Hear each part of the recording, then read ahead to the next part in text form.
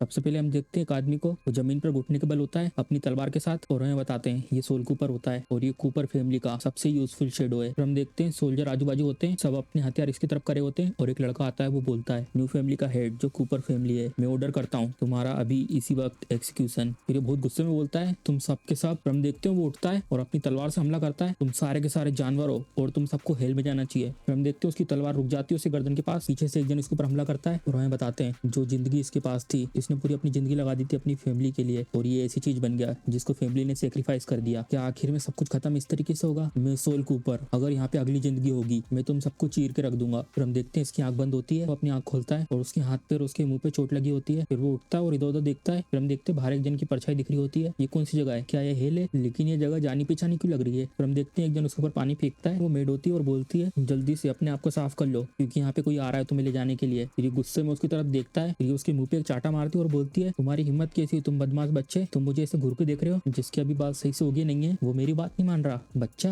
फिर वो पानी में अपना रिफ्लेक्शन देखता है और मुस्कुराने लगता है और क्रीपी तरीके से स्माइल करता है और बोलता है मैं एक्चुअली रिटर्न आ गया जब मैं 3 साल का था, मैं सोल कूपर, मैं एक्चुअली रिबोर्न हो गया। फिर हमें बताते हैं मैं अपनी पिछली जिंदगी में सोल कूपर था, शेडो, और जो बाकी शेडो मेंबर थे उन सबके साथ मैंने फैमिली की खतरनाक ट्रेनिंग को झेला है। मर्डर, अर्सन, एस्पियोनेज, बिल्कुल हमारे कोड नेम जैसे वो हम लोग थे जो फैमिली के छुपे हुए डर्टी काम करते थे, और इसके रिवॉर्ड में ग्लोरी, बिना खत्म होने वाली रिचनेस, और इसकी वजह से हम शेडो ने ये सब हार्डशिप को सहा है। और मैं अपनी फैमिली का इलेजिमेट सन था और मैं अपने फेट को चेंज करना चाहता था जो दूसरों से बुली होता है, और मेरे पास कोई टैलेंट नहीं था। इसके लिए मैंने मरते दम तक ट्रेन करा और मेरे ऊपर किसी ने ध्यान नहीं दिया, इसलिए मैंने फैमिली के साथ लेकर लड़ाई करना शुरू करा, और मेरे ऑर्डर को पूरा करने के लिए मैंने अपने एनिमी के सर काटे और बहुत सारी सिटी को तबाह करा, और बिना खत्म होने वाले स्लॉटर के साथ मैंने विक्ट्री हासिल करी फैमिली के लिए। मुझे लगा फैमिली वेलकम करेगी बहुत सारे रिवॉर्ड के साथ, लेकिन मैंने सोचा नहीं था कि वो लोग मुझे बिट्रे करेंगे, और उसके बाद मुझे सच्चाई पता चली शेडो आर्मी की। हम देखते हैं बताता है अगर मैं सच बताऊं तो जब से तुम शेडो बने हो तो मैंने तुम्हारे ऊपर एक शेडो ओथ को कास्ट किया था, और जितनी भी ट्रेनिंग तुमने अभी तक करी है वो सब मेरे में ट्रांसफर हो जाएगी, और जितनी भी इंजरी मुझे होगी वो सारी की सारी तुम्हारे ऊपर जाएगी, और जो ग्लोरी और पैसा है ये सब तो बस एंटीक है तुम्हारे जैसे बदबूदार कीड़े के लिए। और वो हंसने लगता है, और आखिर में जितनी भी मेरे पास जान बची थी मैंने अपनी पूरी ताकत लगाकर उसके ऊपर सोर्ड से हमला किया। हम देखते हैं उसको सोर्ड लगती है और वो हंस रहा होता है और उसको कुछ नहीं होता, और अचानक से वहां से एनर्जी निकलती है और सारा का सारा डैमेज इसको होता है। तो मैं समझ गया जो ये ब्लड मैजिक था ये रिवर्सिबल शेडो थे, और मेरी पूरी पावर इस एलियन के द्वारा चुरा ली गई, और उसके बाद आखिरी में मेरा भी अंत हो गया। और गाइस ये हमारा एमसी है, तो अब से मैं इसे एमसी बोलूंगा, और ये मन में बोलता है तो इस लाइफ में मैं कसम खाता हूँ मैं ये सेम गलती दोबारा नहीं करूंगा। मुझे तो बहुत ज्यादा भूख लग रही है, ऐसा लग रहा है मैंने 3 दिन से कुछ नहीं खाया। हम देखते हैं वहीं से चूहा निकलता है और फिर ये उसको देख के मुस्कुरा रहा होता है, मैं इस चूहे को खाकर अपनी भूख मिटा सकता हूँ। और वैसे भी मेरी पिछली लाइफ में जब बैटल फील्ड में लड़ाई करता था ये चूहों का मीट टेस्टी होता था इंसानों के मीट से। हम देखते हैं एक जन अपने हाथ से पर्दा साइड करता है, हे तुम कचरे, यंग मास्टर एलियन तुमसे मिलना चाहते हैं, जल्दी हमारे साथ चलो। फिर वो लोग उसको पकड़ लेते हैं, और एमसी मन बोलता है ये वाला जो वक्त है मेरी पिछली लाइफ में मुझे चूज किया गया था शेडो बनने के लिए, लेकिन इसके बाद जो मेरी पहले की सारी मेमोरी थी वो जा चुकी थी, तो ये टाइम है जब मुझे कर्स किया जाएगा ब्लड मैजिक शेडो से। फिर वो मुस्कुराता है, लेकिन फिर एक जन को वो हाथ काट लेता है। फिर हम देखते हैं वो दूसरे के हाथ में लटक जाता है। दत्तेरी की क्या है, बच्चा कुत्ता है, जल्दी से इसको पकड़ो, तुम कुत्ते कचरे कहीं के, तुम बहुत ज्यादा एरोगेंट हो। फिर हम देखते हैं एमसी उसके हमले को डोज कर देता है और उसकी तलवार लेता है और उसको हाथ काट देता है, और ये घबरा जाता है क्या है बच्चे को तलवार चलानी आती है। लेकिन जो मेरे रिवेंज का समय वो आ चुका है। जो ये शेडो थे वो एक एंशिएंट ब्लड मैजिक है जहाँ पर जो कास्टर होता है वो इस ओथ का मास्टर होता है, उसको सिर्फ इसके लिए प्राइस पे करना होता है, सिर्फ थोड़े से अमाउंट में ब्लड, और जो भी टारगेट है वो इसके शेडो बन जाते हैं, और ओथ मास्टर को जितनी भी इंजरी होगी वो सब इसके ऊपर आएगी, और उसी समय पे जितनी भी एबिलिटी वो ग्रो करेगा वो सारी की सारी मास्टर के पास जाएगी। और इसके इतने क्रूर नेचर की वजह से एम्पायर ने एक ऑर्डर इशू करा 100 साल पहले कि जितने भी इसके रिकॉर्ड है उन सबको डिस्ट्रॉय करना है जिसमें भी शेडो ओथ के बारे में लिखा हुआ है, और कोई भी इसे यूज ना करे। हम देखते हैं इसको एक लपाड़ा मारता है जो एमसी को लेने गया था, और ये बोलता है तुम कचरे कहीं के, तुम एक जंगली कुत्ते के द्वारा बुली हो गए क्या, कूपर फैमिली ने तुम्हें इस तरीके से पाला है। हम उसका नाम दिखाते हैं, एलन कूपर 8 साल का है, और ये कूपर फैमिली का सक्सेसर है, और जिसको थप्पड़ पड़ा होता है वो बोलता है मुझे माफ कर देना यंग मास्टर, मेरे सबॉर्डिनेट ने अपनी ड्यूटी अच्छे से नहीं निभाई, और मैं ये सोच रहा हूँ तुम्हारी हिम्मत कैसे हुई हमारे लोगों को हाथ लगाने की। फिर एमसी उसकी तरफ देखता है, जल्दी कोई आओ और इसे डंजन में जाके लॉक कर दो। फिर वो गार्ड बोलते हैं ठीक है। फिर हम देखते हैं एक औरत होती है और इसका नाम बताते हैं हेरा कूपर, ये मैट्रियार्च है कूपर फैमिली की, और एलन की मदर। ये जो बच्चा है इस पे किसी ने ध्यान नहीं दिया है, तो ये तो नॉर्मल है, ये एक क्रेजी की तरह एक्टिंग कर रहा है, लेकिन अभी सही टाइम नहीं है इसको पनिश करने का। जो अभी सबसे ज्यादा इंपॉर्टेंट चीज है वो है वो सेरेमनी, और भूलना नहीं तुम्हारी मदर ने तुमसे क्या कहा था, हमें आज क्या चीज पानी है। प्रेम से मैंने बोलता है मुझे कोई आइडिया नहीं है कि क्यों इसकी मदर ने इसके जैसे बेवकूफ बास्टर्ड को मेरा शेडो मास्टर बनाया, बस मुझे मौका मिल जाए मैं इसकी हालत पूरी तरीके से खराब कर दूंगा, मैं इसको छोड़ूंगा नहीं, ठीक है मदर। फिर ये बोलती है ठीक है, फिर तुम्हारी मदर इन सबको बाहर ले जा रही है और तुम्हें डिस्टर्ब नहीं करेगी क्योंकि तुम्हारी फैमिली के फ्यूचर हो, सब कुछ यहाँ पे क्लियर कर दो। लो, यहाँ पे सिर्फ मास्टर एलन रहेंगे और तुम सब मिलकर यहाँ पे साउंड प्रूफ बैरियर लगा दो और कोई भी डिस्टर्ब ना करे। फिर पीछे से बटलर बोलता है यस मैम। फिर हम देखते हैं वो कप में एक चीज डालता है, अब इसके बाद से तुम सब के सब मेरी शेडो आर्मी बनने वाले हो। चलो फिर फैमिली के लिए एक कसम खाते हैं। ये लोग बोलते हैं शेडो के नाम पर मैं कसम खाता हूँ, मैं अपनी पूरी जिंदगी और सब कुछ इस फैमिली के ऊपर लगा दूंगा, फैमिली के लिए। फिर हम देखते हैं वो पी लेता है और सब लोग बेहोश हो जाते हैं और ये हंसते हुए बोलता है ये सारे के सारे कितने बेवकूफ हैं, ये लोग तो डिफरेंस बता ही नहीं पाए कि कौन सा होली वाटर है और कौन सा जहरीला पानी। और वो अपना खून गिराता है, तुम सब के सब मुझे अपनी ताकत दोगे और जितने भी घाव मुझे लगेंगे वो तुम सबके ऊपर आएंगे। फिर हम देखते हैं उसके पैरों के नीचे शेडो जाती है और इन सब के ऊपर आने लगती है और ये लोग चमकने लगते हैं और ये बहुत ज्यादा खुश होता है और मन में बोलता है मैं फील कर सकता हूँ मेरी बॉडी के अंदर बहुत सारी पावर आ रही है, क्या शेडो एक काम कर गई? मैंने सोचा नहीं था ये इतना सिंपल होगा, मैं तो एक जीनियस हूँ, मुझे जल्दी से गुड न्यूज मदर को बतानी होगी। मदर। फिर हम देखते हैं अचानक से उसके पैर में कुछ होता है और वो जमीन पे गिर जाता है। क्या मैं अपने पैर क्यों नहीं हिला पा रहा? क्या है कोई साइड इफेक्ट है? लेकिन मदर ने तो कुछ भी नहीं बताया था इसके बारे में। फिर रोते हुए चिल्लाता है मदर मेरी मदद करो। फिर एमसी उसको पीछे से बोलता है तुम सच में कायर हो जो सिर्फ एक ही चीज जानता है अपनी मदर के पीछे छुपना। लेकिन ये कितना बुरा हुआ तुमको डिस्टर्ब ना हो शेडो लेते समय, इसलिए तुम्हारी मदर यहाँ पर साउंड बैरियर लगा के गई है, चाहे तुम कितना भी चिल्लाओ कोई भी तुम्हें सुन नहीं पाएगा। फिर वो उसके पीछे तलवार लेके खड़ा होता है और बहुत क्रीपी तरीके से इसको देख रहा होता है और ये बोलता है सेल कूपर तुम यहाँ पर कैसा है और तुम्हें कैसे पता है शेडो के बारे में? फिर एमसी बोलता है ओ क्या तुम्हें डर लग रहा है? सिर्फ ये भी नहीं मुझे और भी चीजें पता है, अगर मुझे शेडो को रिवर्स करना है तो मैं ये सोच रहा हूँ कि तुम किस तरीके से रिएक्ट करोगे। फिर वो अपनी तलवार लेता है और जमीन में घुसा देता है और फिर वो बहुत तेज चिल्लाता है मेरा दिल तो बहुत तेज दुख रहा है, ये क्या हो रहा है, ये तुम क्या कर रहे हो, जल्दी से रोको। तुम्हें क्या लग रहा है मैं क्या करने वाला हूँ? मैंने अपनी पिछली लाइफ में प्राइस पे करा था अपनी जिंदगी को बचाने के लिए और जो सब कुछ मेरा है वो सब वापस लेने के लिए, और इस लाइफ में बस मैं तो फेवर रिटर्न कर रहा हूँ। फिर उधर से बहुत तेज चिल्लाने की आवाज आती है, फिर ये पीछे मुड़ के देखती है, फिर बाजू में लोग होते हैं वो बोलते हैं मैडम जो इस पे लगाया था वो टूट चुका है। फिर ये बोलती है एलेन। हम यहाँ का सीन दिखाते हैं, रात हो चुकी होती है, मैडम यंग मास्टर की बॉडी ठीक है और ये वहाँ पर इसलिए बेहोश हो गए थे क्योंकि इन्हें बहुत ज्यादा मैजिक पावर यूज कर ली थी और जो साउंड प्रूफ बैरियर ब्रोक हुआ था क्योंकि उनमें से एक सर्वेंट जो स्पेल कास्ट कर रहे थे वो थोड़े समय के लिए डिस्ट्रैक्ट हो गया था और मैंने उस आदमी को एग्जीक्यूशन के लिए भेज दिया है। मैं समझ गई, अब उसकी लाश को कुत्तों के सामने फेंक दो। फिर ये बोलता है ठीक है, लेकिन मैडम यंग मास्टर को देख के ऐसा लग रहा है यंग मास्टर के ऊपर इसका असर हुआ है और वैसे भी ये यंग है, इस तरीके का काम इनने पहले कभी किया नहीं है। ये मन में सोचता है मुझे ऐसा क्यों लग रहा है कुछ हुआ है लेकिन मुझे कुछ याद नहीं है। फिर उसकी मदर उसके सर पे हाथ रखती है, हेलेन तुम्हें चिंता करने की जरूरत नहीं है, जो शेडो है वो स्ट्रॉन्ग होता है, वो वीक के ऊपर प्रे करता है और जो तुमने काम किया है वो यही है। फिर वो उसका हाथ हटाता है और बोलता है ये कैसे पॉसिबल है, मैं कूपर फैमिली का फ्यूचर हेड हूँ और जितने भी क्रीचर हैं वो पैदा हुए हैं अपनी जिंदगी को सेक्रीफाइस करने के लिए, मैंने सही कहा ना मदर? फिर वो उसको गले लगाती है और हंसते हुए बोलती है जैसा सोचा था तुम मेरे बेटे हो, अब तुम्हें क्या रिवॉर्ड चाहिए और हिचकिचाना नहीं, अपनी मदर से तुम कुछ भी मांग सकते हो। फिर ये बोलता है मदर तो सबसे बेस्ट है। फिर हम देखते हैं एमसी बाहर खड़ा होता है और मुस्कुराते हुए बोलता है क्या मजबूत रिश्ता है मदर और सन का, लेकिन कितना बुरा हुआ आज और इस वक्त से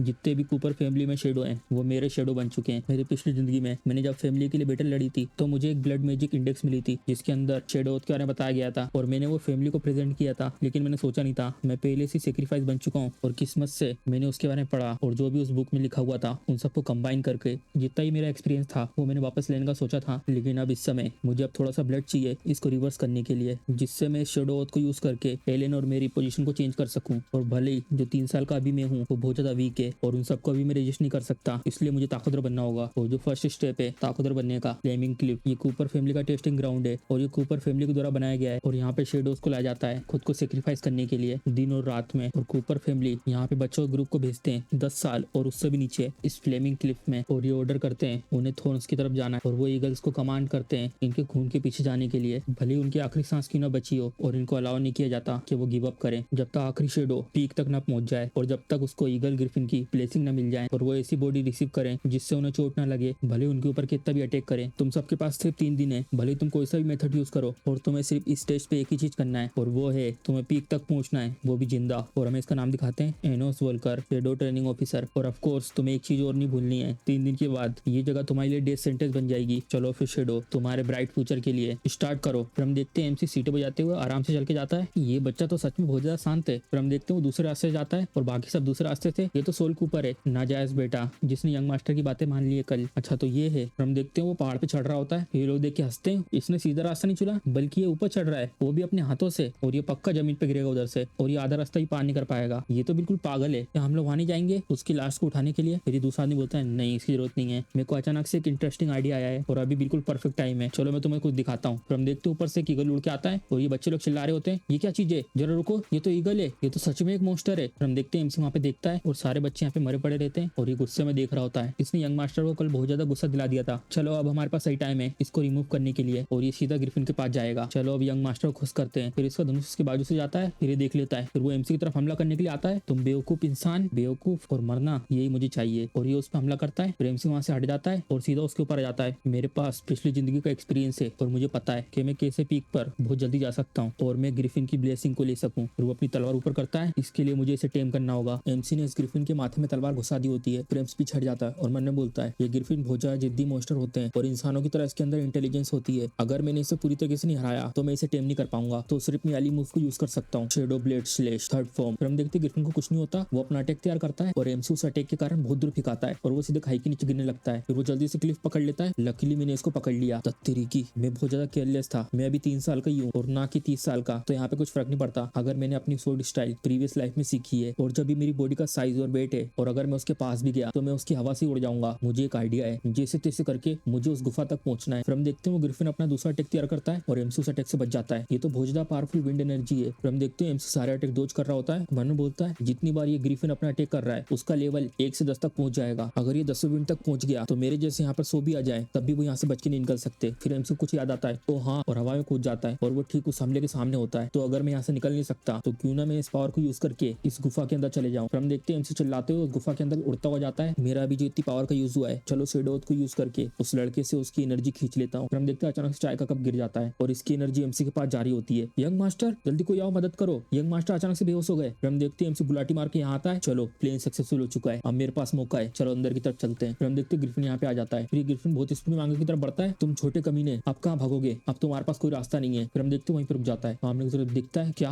फिर हम देखते हैं एमसी ने उसके बच्चे को हॉस्टेज बना लिया होता है। मम्मी मुझे बचाओ, मम्मी मुझे बचाओ। फिर वो ग्रिफिन बोलता है, मेरा बेबी ये तो पूरी दुनिया को पता है, जो इतना ताकतवर ग्रिफिन है, जो उसका बच्चा पैदा होता है वो टूटे हुए पंखों के साथ आता है और वो उड़ नहीं पाता। फिर वो ग्रिफिन बोलता है, तुम क्या करना चाहते हो मेरे बेबी के साथ, चिंता मत करो, मैं इसे चोट नहीं पहुंचाऊंगा, लेकिन मैं इसको ठीक कर सकता हूँ जिससे ये उड़ सकता है। फिर ये भी थोड़ा हैरान लगता है, लेकिन मेरी एक कंडीशन है। फिर हम देखते हैं ये लोग बात करते हुए जा रहे होते हैं। सर मैंने कोई भी आवाज नहीं सुनी, ऐसा लगता है वो ग्रिफिन के द्वारा खा लिया गया है। जल्दी चलते हैं, इसको रिपोर्ट करते हैं यंग मास्टर को, हमें पक्का इसके लिए रिवॉर्ड मिलेगा। वो भी कहता है, हाँ तुमने सही कहा, ये बहुत अच्छा आइडिया है, चलो चलते हैं। फिर हम देखते हैं उनके पीछे ग्रिफिन आ जाता है और एमसी ठीक उसके ऊपर बैठा होता है, लेकिन तुमको उसका इंतजार करना होगा हेल में। लोग चिल्लाते हैं, सेल कूपर नहीं, ऐसा मत करो। फिर हम देखते हैं वो खा लेता है उन लोगों को। मैंने वो कर दिया है जैसा मैंने प्रॉमिस किया था, चलो अब तुम्हारी बारी है मेरा प्रॉमिस पूरा करने की। फिर एमसी बोलता है ठीक है, चलो चलते हैं नॉर्दर्न पार्ट में, माउंटेन रेंज की तरफ। फिर हम देखते हैं लोग एक बहुत बड़े गेट के पास आते हैं, द लैंड ऑफ स्टोन। फिर वो ग्रिफिन बोलता है, जैसा हम लोगों ने एग्री करा था, तुम्हें परस्यूस की सोड मिलेगी और मुझे मेडूसा का ब्लड जो किसी को भी हील कर सकता है। फिर एमसी बोलता है, हाँ कोई दिक्कत नहीं है, लेकिन कितना बुरा हुआ, मेरा जो गोल है वो सोड नहीं है और ना ही ये ग्रिफिन को किसी तरीके की मदद। फिर हम देखते हैं वो ग्रिफिन गेट खोलता है। जो मैं चाहता हूँ इस ग्रिफिन को यूज करके इस स्टोन लैंड को पूरी तरीके से तबाह करना। फिर हम देखते हैं पत्थरों से बनी हुई मेडूसा दिखाते हैं और वो बहुत ज्यादा क्रीपी लग रही होती है। और फिर हम देखते हैं उसके सामने 3 और मूर्ति होती है। मेरी पिछली जिंदगी में जब एलन 12 साल का था तो मिस्ट्रेस ने शेडो आर्मी को यहाँ भेजा था सोर्ड ऑफ परस्यूस एलन के लिए लेके आने को, क्योंकि यहाँ पर एक मेडूसा स्टेच्यू था सीक्रेट रिल्म का जो किसी भी जिंदा चीज को पत्थर में बना देती थी। और एलन को बचाना और मेडूसा के अटैक को डिफ्लेक्ट करने में इसी कारण शेडो आर्मी को बहुत ज्यादा नुकसान हुआ था और सिर्फ मैं ही था जो आखिर में बचा था। लेकिन जो सोर्ड ऑफ परस्यूस है वो सिर्फ एस क्लास टैलेंट को एक्सेप्ट करती है, इसी कारण मैं उसे नहीं ले पाया। लेकिन एलन अपने एस क्लास टैलेंट के साथ उसने आसानी से उस सोर्ड को उठा लिया और मेडूसा को मार दिया और आखिर में एलन बन गया चोजन वन और इसको रिवॉर्ड किया गया बहुत सारे रिसोर्सेज से, कॉन्टेक्ट और बहुत सारे रॉयल सबॉर्डिनेट। फिर एमसी हंसता है, इस लाइफ में अगर इसे मैं नहीं ले सकता तो मैं इसे एलन को भी नहीं लेने दूंगा। फिर ग्रिफिन बोलता है, आखिर कहाँ है सोर्ड और कहाँ है मेडूसा ब्लड, यहाँ पे तो सिर्फ टूटी हुई मूर्तियां रखी हैं। फिर ग्रिफिन बोलता है, ये दरवाजा तो बंद हो गया, हे बच्चे तुम मेरे साथ किसी भी तरीके की ट्रिक तो नहीं कर रहे हो। फिर एमसी एक्टिंग करता है, तुम्हारे पीछे देखो। फिर हम देखते हो मूर्तियां चलने लगती हैं और उनकी तरफ भाग के आती हैं। फिर ग्रिफिन देखता है, क्या ये पत्थर की मूर्तियां। फिर हम देखते हो लड़ने के लिए तैयार हो जाता है। आखिर कब से ये बदबूदार मूर्तियां हिलने लगी। फिर हम देखते हो वो अपने मुक्का मारता है, बेंग बेंग बूम, और वो सारी मूर्तियां एक ही मुक्के में टूट जाती हैं। फिर हम देखते हो पत्थर चमक रहे होते हैं और वो फिर से एक एक करके जुड़ने लगते हैं। जो रुको, ये अपने आप जुड़ रहे हैं और जुड़ते हुए एक बन रहे हैं। और फिर एमसी घबराने की एक्टिंग करता है। इन तीनों स्टेचू के पास कोई भी फेशियल फीचर नहीं है और ये तीनों की तीनों एक जैसे लग रहे हैं। और माइथोलॉजी में बताया गया है कि वो एक ही आंख और एक ही मुंह शेयर करते हैं। ये और मेडूसा दोनों डॉटर हैं पेसियोडोन के और उनके पास पावर है पानी को कंट्रोल करने की, तो जल्दी भागो। फिर हम देखते हैं वो इसकी तरफ बहुत ही स्पीड में पानी भेजता है और फिर ग्रिफिन बोलता है, अब क्या पॉइंट बनता भागने का, जल्दी सोचो वो सोर्ड कहाँ पे मिलेगी, मैं देख रहा हूँ उसी के लिए। अगर ऐसे चलता रहा तो ये जगह पूरी तरीके से गिर जाएगी और हम लोग भी साथ में मर जाएंगे। मैं उसी को ढूंढ रहा हूँ, यहाँ पे कुछ रूइंस हैं उस पत्थर की दीवार पर, शायद वहाँ पे इसके लिए कुछ रास्ता मिल जाए। फिर एमसी फिर मुस्कुराता है, ये तो बहुत अच्छा हुआ, यही तो मैं चाहता था, जल्दी से ये सीक्रेट रिल्म तबाह हो जाए और साथ में अपने साथ सब कुछ दफन कर दे। और यहाँ पर एक सीक्रेट रास्ता है जिससे मैं निकल सकता हूँ, जिसको मैंने अपनी पिछली जिंदगी में ढूंढा था, लेकिन इतनी तबाही काफी नहीं है। फिर रुक जाता है। फिर वो ऊपर की तरफ दिखाता है, ग्रिफिन वो रूइंस कह रहे हैं कि तुम्हें वो जो ऊपर आंख दिख रही है उसे निकालना होगा, फिर उसके बाद वो अटैक करना बंद कर देगा वो उस जगह पर ये आंख। फिर ये ग्रिफिन जाता उड़ते हुए, फिर वो अपनी चोट से वो आंख निकाल लेता है, तो ऐसी बात है तो मैं इसे यहाँ से निकाल लूंगा। फिर हम देखते हैं वो उड़ते हुए उसकी तरफ जाता है और फिर अचानक से चिल्लाता है और पानी बदल जाता है। फिर ग्रिफिन बोलता है ये पानी बदल गया, ये तो बहुत ज्यादा अमेजिंग है, क्योंकि उन रूइंस में लिखा था कि परसियस ने उन 3 सिस्टरों से ये आंख चुरा ली थी और उसके बाद उसे पता चला था कि मेडुसा कहाँ पर है, तो इसी कारण ये जो आंख है इन 3 सिस्टरों की वीकनेस है। फिर ग्रिफिन बोलता है आखिर सोर्ड कहाँ है और ब्लड कहाँ है जो मेरे बेबी को ठीक कर सकता है, वो भी वहीं कहीं लिखा होगा। फिर एमसी बोलता है सोर्ड, फिर बाजू की तरफ उंगली करता है, वो सोर्ड उस तरफ है, जरा देखो। फिर हम देखते हैं सोर्ड यहीं पे गड़ी हुई होती है और उसमें से एनर्जी निकल रही होती है। परसियस ने इस सोर्ड का यूज करके मेडुसा का सर काट दिया था और उसके अंदर से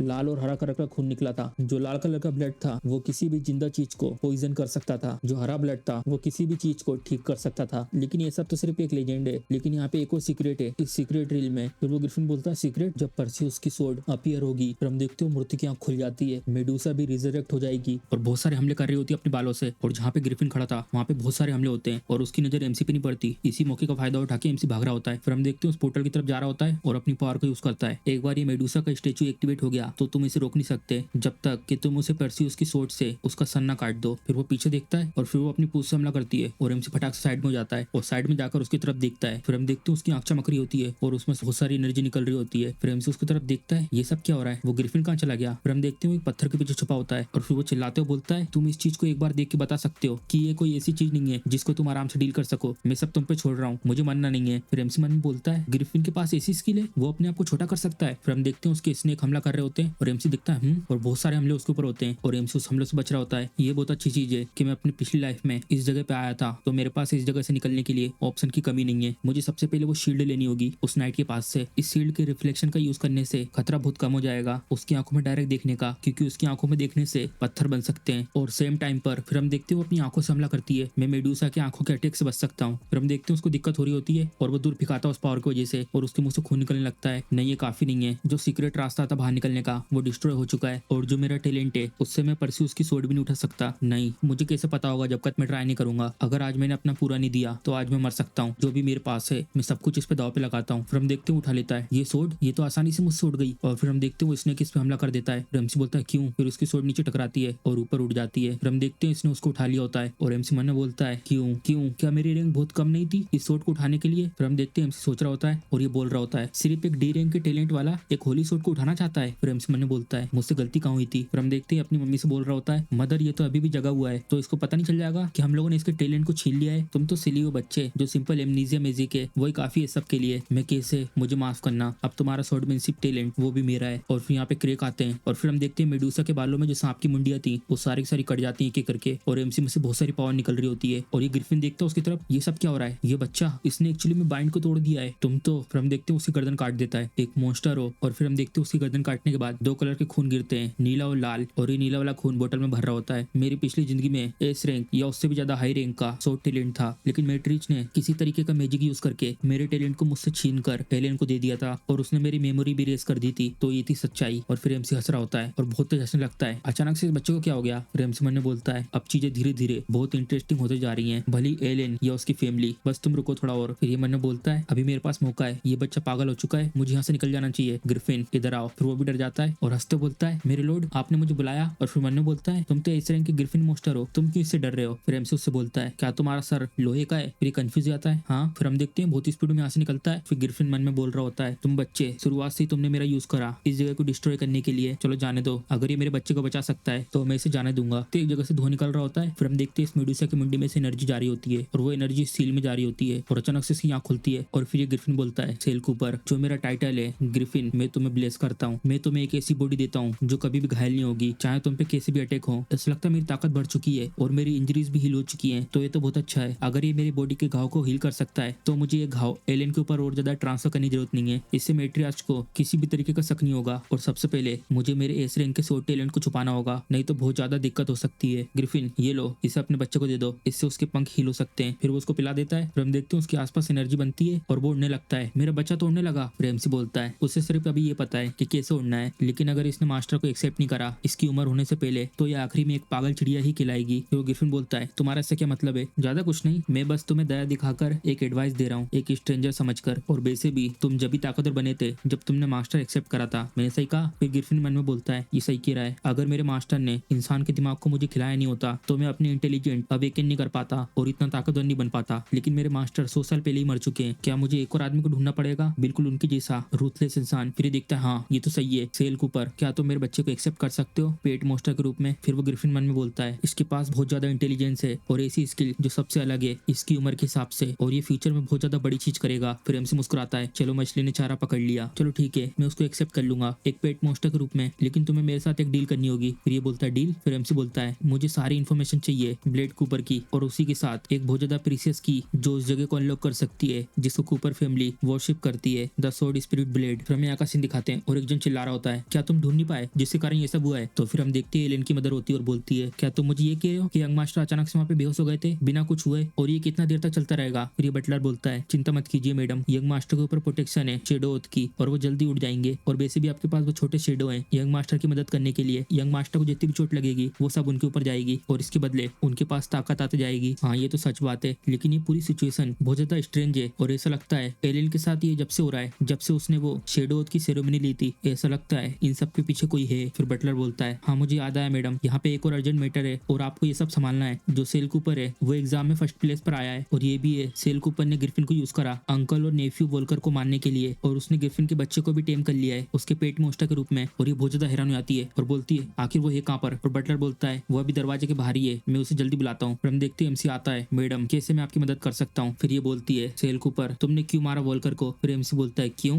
मैंने ये सब किया फैमिली के लिए। जो शेडो को ट्रेनिंग करने वाला ऑफिसर है बिल्कुल उसकी तरह वो मारा जा चुका है 3 साल के बच्चे से, वो बिल्कुल यूजलेस है और उसके जैसे कचरे की जरूरत नहीं है। क्यों मैडम आप इससे सहमत नहीं है। और ये बहुत ज्यादा गुस्से में दिख रही होती है, उसको देखकर एमसी बोलता है हाँ यही ऐसे ही एक्सप्रेशन गुस्सा और डिस्कस्टेड फील करना। और फिर मन में बोलता है अगर तुम्हारे पास अपना कोई कार्ड है तो तुम फ्री हो कुछ भी यूज कर सकती हो, मैं तुम्हारे सामने बिल्कुल नहीं डरूंगा। चलो जोश सेल कूपर को रिवॉर्ड देते हैं एल्डन स्प्रिंग में जाने के लिए। फिर एमसी भी हैरान हो जाता है हाँ, और फिर उनसे बोलता है आपका शुक्रिया मैडम, एल्डन स्प्रिंग क्या कोइंसिडेंट है। फिर वो वहां से चले जाता है। फिर ये बटलर से बोल रही होती है सोर्ड स्पिरिट इनहेरेंस सेरेमनी करने से पहले ये सेल कूपर का टैलेंट कैसे भी करके लेना है और यूज करना उसको यंग मास्टर के ऊपर। फिर बटलर बोलता है ठीक है अगर एलियन का सीक्रेट बाहर आ गया कि उसके पास कोई सोर्डमैन का टैलेंट नहीं है जो उसका स्टेटस है वो पूरी तरीके से खतरे में आ जाएगी। बास्टर्ड मैं तुम्हें भी जाने दे रही हूँ, चलो देखते हैं तुम्हारे जैसा एरोगेंट कब तक टिकता है। फिर हमें दिखाते हैं एल्डन स्प्रिंग और एमसी वहां से बाजू में जा रहा होता कुछ सोचते हुए, और फिर हम देखते हैं वो ग्रिफिन की बातें सोच रहा होता है जो ग्रिफिन ने उसको बताया था उनके मरने से पहले मेरे मास्टर ने एक फॉरबिडन मैजिक को यूज करा था उनकी सोल को सील करने के लिए एल्डन स्प्रिंग के नीचे। और इन सब का पर्पस ये था कि जो उनकी सोर्डमैनशिप थी उनकी पूरी जिंदगी की वो उनके किसी हायर के पास जाए जिसका लेवल एस हो,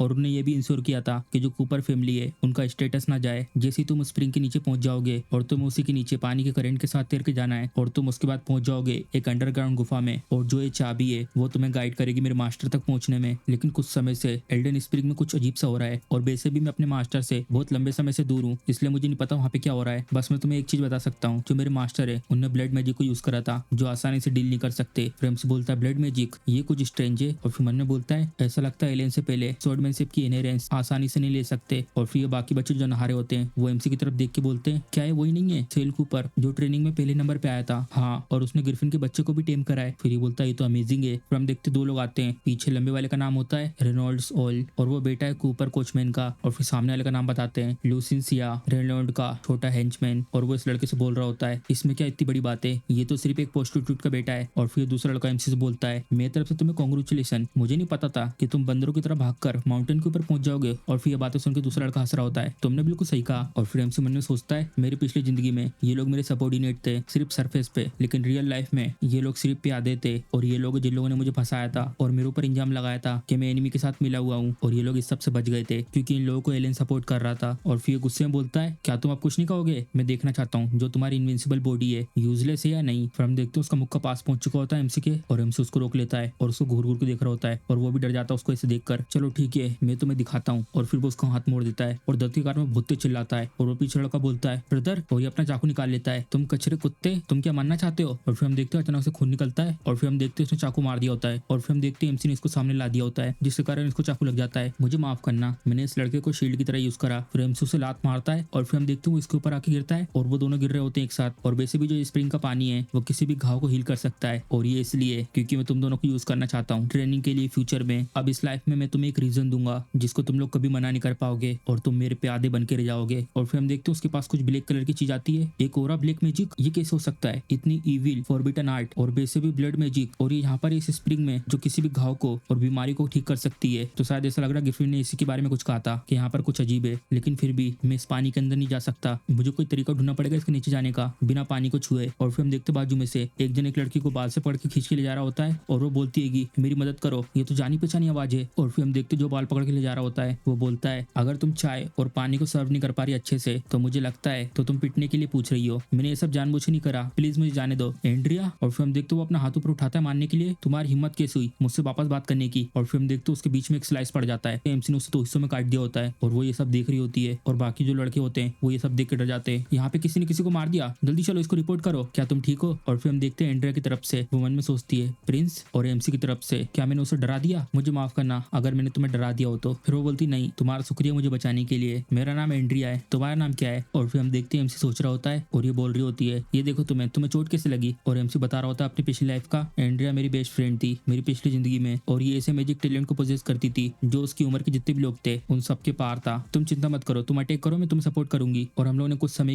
समय तक लड़ाई भी करी थी साथ में। और ये बोल रही होती है सेल के ऊपर एक्चुअली मैं हमेशा से, और ऑफ कोर्स यहाँ पर हमें प्रेजेंट का सीन दिखाते हैं और ये बोलती है मिस्टर सेल कूपर तुम्हारा बहुत बहुत शुक्रिया मुझे बचाने के लिए। और फिर एमसी उसको देख के शर्मा रहा होता है, 5 साल की एंड्रिया ये तो बहुत ज्यादा क्यूट है। और फिर एमसी उसे बोलता है खांसते हुए कोई दिक्कत नहीं, ये चीज तो जेंटलमैन को करनी चाहिए। और एक और चीज मुझे तुम सेल कहो, लेकिन एंड्रिया क्या तुम्हें कोई तरीका पता है जिससे स्प्रिंग वाटर का पूरा पानी यहाँ से हम निकाल सके और स्प्रिंग में जा सके बिना पानी को टच करे। और फिर मन बोलता है मैं टास्क को नहीं भूल सकता जो मेरे को दिया हुआ है, और अगर एंड्रिया यहाँ पर है तो यहाँ पर कोई ना कोई तरीका तो जरूर होगा। क्या तुम्हें भी रियलाइज हुआ ये? फिर एमसी बोलता है क्या, और वो उसके कान में बोलती है मुझे लगा यहाँ पर कोई अजीब गरीब मैजिक है इस स्प्रिंग वाटर में जो इंजरी को रिकवर करता है, और जो कोई भी लोग इसको एक्सेप्ट करता है उसको कोई और से हीलिंग मैजिक हील नहीं कर पाते और उनको पूरी तरीके से इस स्प्रिंग के ऊपर निर्भर रहना पड़ता है। फिर एमसी मन में बोलता है तो ऐसी बात है, ऐसा लगता है कि ये कोई दूसरा तरीका है कूपर फैमिली का जिससे वो शेडो को कंट्रोल कर सके, जिससे वो फोर्स कर सके कि उनकी फैमिली उनसे मदद मांगे और वो ऐसी दर्द के साथ सफर करते रहे। और फिर एमसी का हाथ पकड़ती है लेकिन तुम्हारा बहुत बहुत शुक्रिया मुझे बचाने के लिए, और मेरे पास एक तरीका है इस स्प्रिंग वाटर में जाने का बिना पानी में टच करे। फिर हम देखते हो अपना एक मैजिक यूज करती है और अपने आसपास कुछ कवर करने के लिए बनाती है, ये देखा इसे कहते हैं डक मैजिक। फिर एमसी बोलता है डक मैजिक, और वो बताती है ये मदद करता है इंसानों को डक जैसा बनने में, क्योंकि जो डक्स होते हैं वो पानी के अंदर डाइव कर सकते हैं बिना उनके अंदर के पंखों को गीला करे। फिर एमसी भी हैरान होता है क्या ये इंसुलेशन मैजिक नहीं है, एंड्रिया के नाम देने वाली एबिलिटी ये सच में बहुत ज्यादा स्ट्रॉन्ग है। फिर हम देखते कुछ लोग यहाँ पे भाग कर आते हैं, क्या वो यहाँ पर है, ये है वो लड़का जिसने किसी को मारा है। एंड्रिया पीछे को देखती है और बोलती है ओ नो अब ये लोग हम लोग को पकड़ लेंगे, और एमसी उसको हाथ पकड़ता है भागो यहाँ से, और पानी की तरफ जाता है सीधे। और फिर हम देखते हैं वो लोग इसके अंदर छलांग लगा देते हैं, पानी यहाँ से निकल रहा होता है बहुत स्पीड में, जो अंडर करंट है स्प्रिंग के अंदर की वो शायद ये जगह है। और फिर ये सारों में उससे बोल रही होती है हम लोग वहाँ पे नहीं जा सकते, जल्दी यहाँ से निकलो। फिर एमसी उसको तरफ देख के बोलता है और फिर हम देखते हैं वो दोनों उसमें खींचे चले जाते हैं और दोनों का हाथ छूट जाता है। और फिर एक आवाज आती है सेल, और फिर हम देखते हैं एमसी बेहोश होता है, सेल उठ जाओ। और फिर हम देखते हैं एमसी अपनी आँख खोलता है और आसपास देखता है ये जगह, और फिर अपनी चाबी निकालता है। और एंड्रिया बोलती है आखिर ये चीज क्या है, ये है जेम की, ये उस जगह को अनलॉक कर सकती है जहाँ पर ये वर्शिप करते हैं सोड स्पिरिट को, लेकिन यहाँ पे तो कोई भी दरवाजा नहीं है, हम इसे यूज कैसे करेंगे, ऐसा लगता है उसे समन करना होगा। फिर वो बोलता है समन, मुझे नहीं पता कि सोड स्पिरिट क्या है लेकिन ट्राई करते हैं। और फिर हम देखते हैं बुला रही होती है कि प्लीज मेरी बात सुनो, अपने मास्टर को ढूंढो और ओपन कर दो इस डोर को इस जगह पर। फिर हम देखते हो अपनी मैजिक का यूज कर रही होती है और पीछे अचानक से कुछ हिलता है और एमसी पीछे की तरफ देखता है, बुरा हुआ। और फिर हम देखते हैं पेड़ वाले मॉन्स्टर उनके ऊपर हमला करते हैं और एमसी एंड्रिया को बचा लेता है वहां से, और वो लोग साइड में जाके गिरते हैं और उनके सामने कोई चीज चमकती है। और फिर हम देखते हैं गेट खुल जाता है, ये तो आ गया। फिर एमसी उसे उठा रहा होता है एंड्रिया, फिर हम देखते हैं बेहोश हो चुकी होती है और उसे वो गोदी में उठाता है, मेरे पास कोई रास्ता नहीं है, मुझे इसे यहाँ पे आराम करने देना होगा कुछ समय के लिए। और अपने मैजिक को यूज करता है, मैं यूज करूंगा इनविजिबल मैजिक जो एंड्रिया ने मुझे सिखाया था मेरी पिछली जिंदगी में, इसकी वजह से कोई भी इसे आसानी से ढूंढ नहीं पाएगा अगर यहाँ आसपास कुछ खतरा हुआ तो। फिर हम देखते हैं वो आगे तरफ बढ़ता है और वैसे भी यहाँ पर बहुत गंदी लड़ाई होगी सोड स्पिरिट को लेने के लिए। फिर हम देखते हैं वो इसके अंदर कदम रखता है और उसके अंदर बहुत सारी लड़कियां मरी होती हैं और एमसी देखता है मुझे लगा कि मैं इसके लिए प्रिपेयर हूँ, लेकिन ये तो। फिर हम देखते हैं वहाँ पे बहुत सारी होती है लड़कियां, और फिर हम देखते हैं यहाँ पे एक जन होता है उसने एक लड़की को पकड़ के उठाया हुआ होता है। यहाँ पर तो एक गेस्ट आया है और हमें बताते हैं जो एल्डन स्प्रिंग है वो सिर्फ ऊपर दिखाने के लिए कि वो एक मेडिसिनल हॉट स्प्रिंग है जिससे हर तरीके की बीमारी और इंजरीज ठीक कर सकते हैं, लेकिन रियलिटी में ये एक ऐसी जगह है जहाँ पर कूपर फैमिली अपनी सारी कंक्यूबाइन को रखती है। और इस मोमेंट पर सेल को पता चल गया था कि जो उसका असली फेट है वो यहाँ पे इंतजार कर रहा है, तो ये सारे के सारे सोड डीमन के खाने के लिए यहाँ पर रखे गए हैं। और फिर अचानक से उसके सामने जाता है और फिर वो बोलता है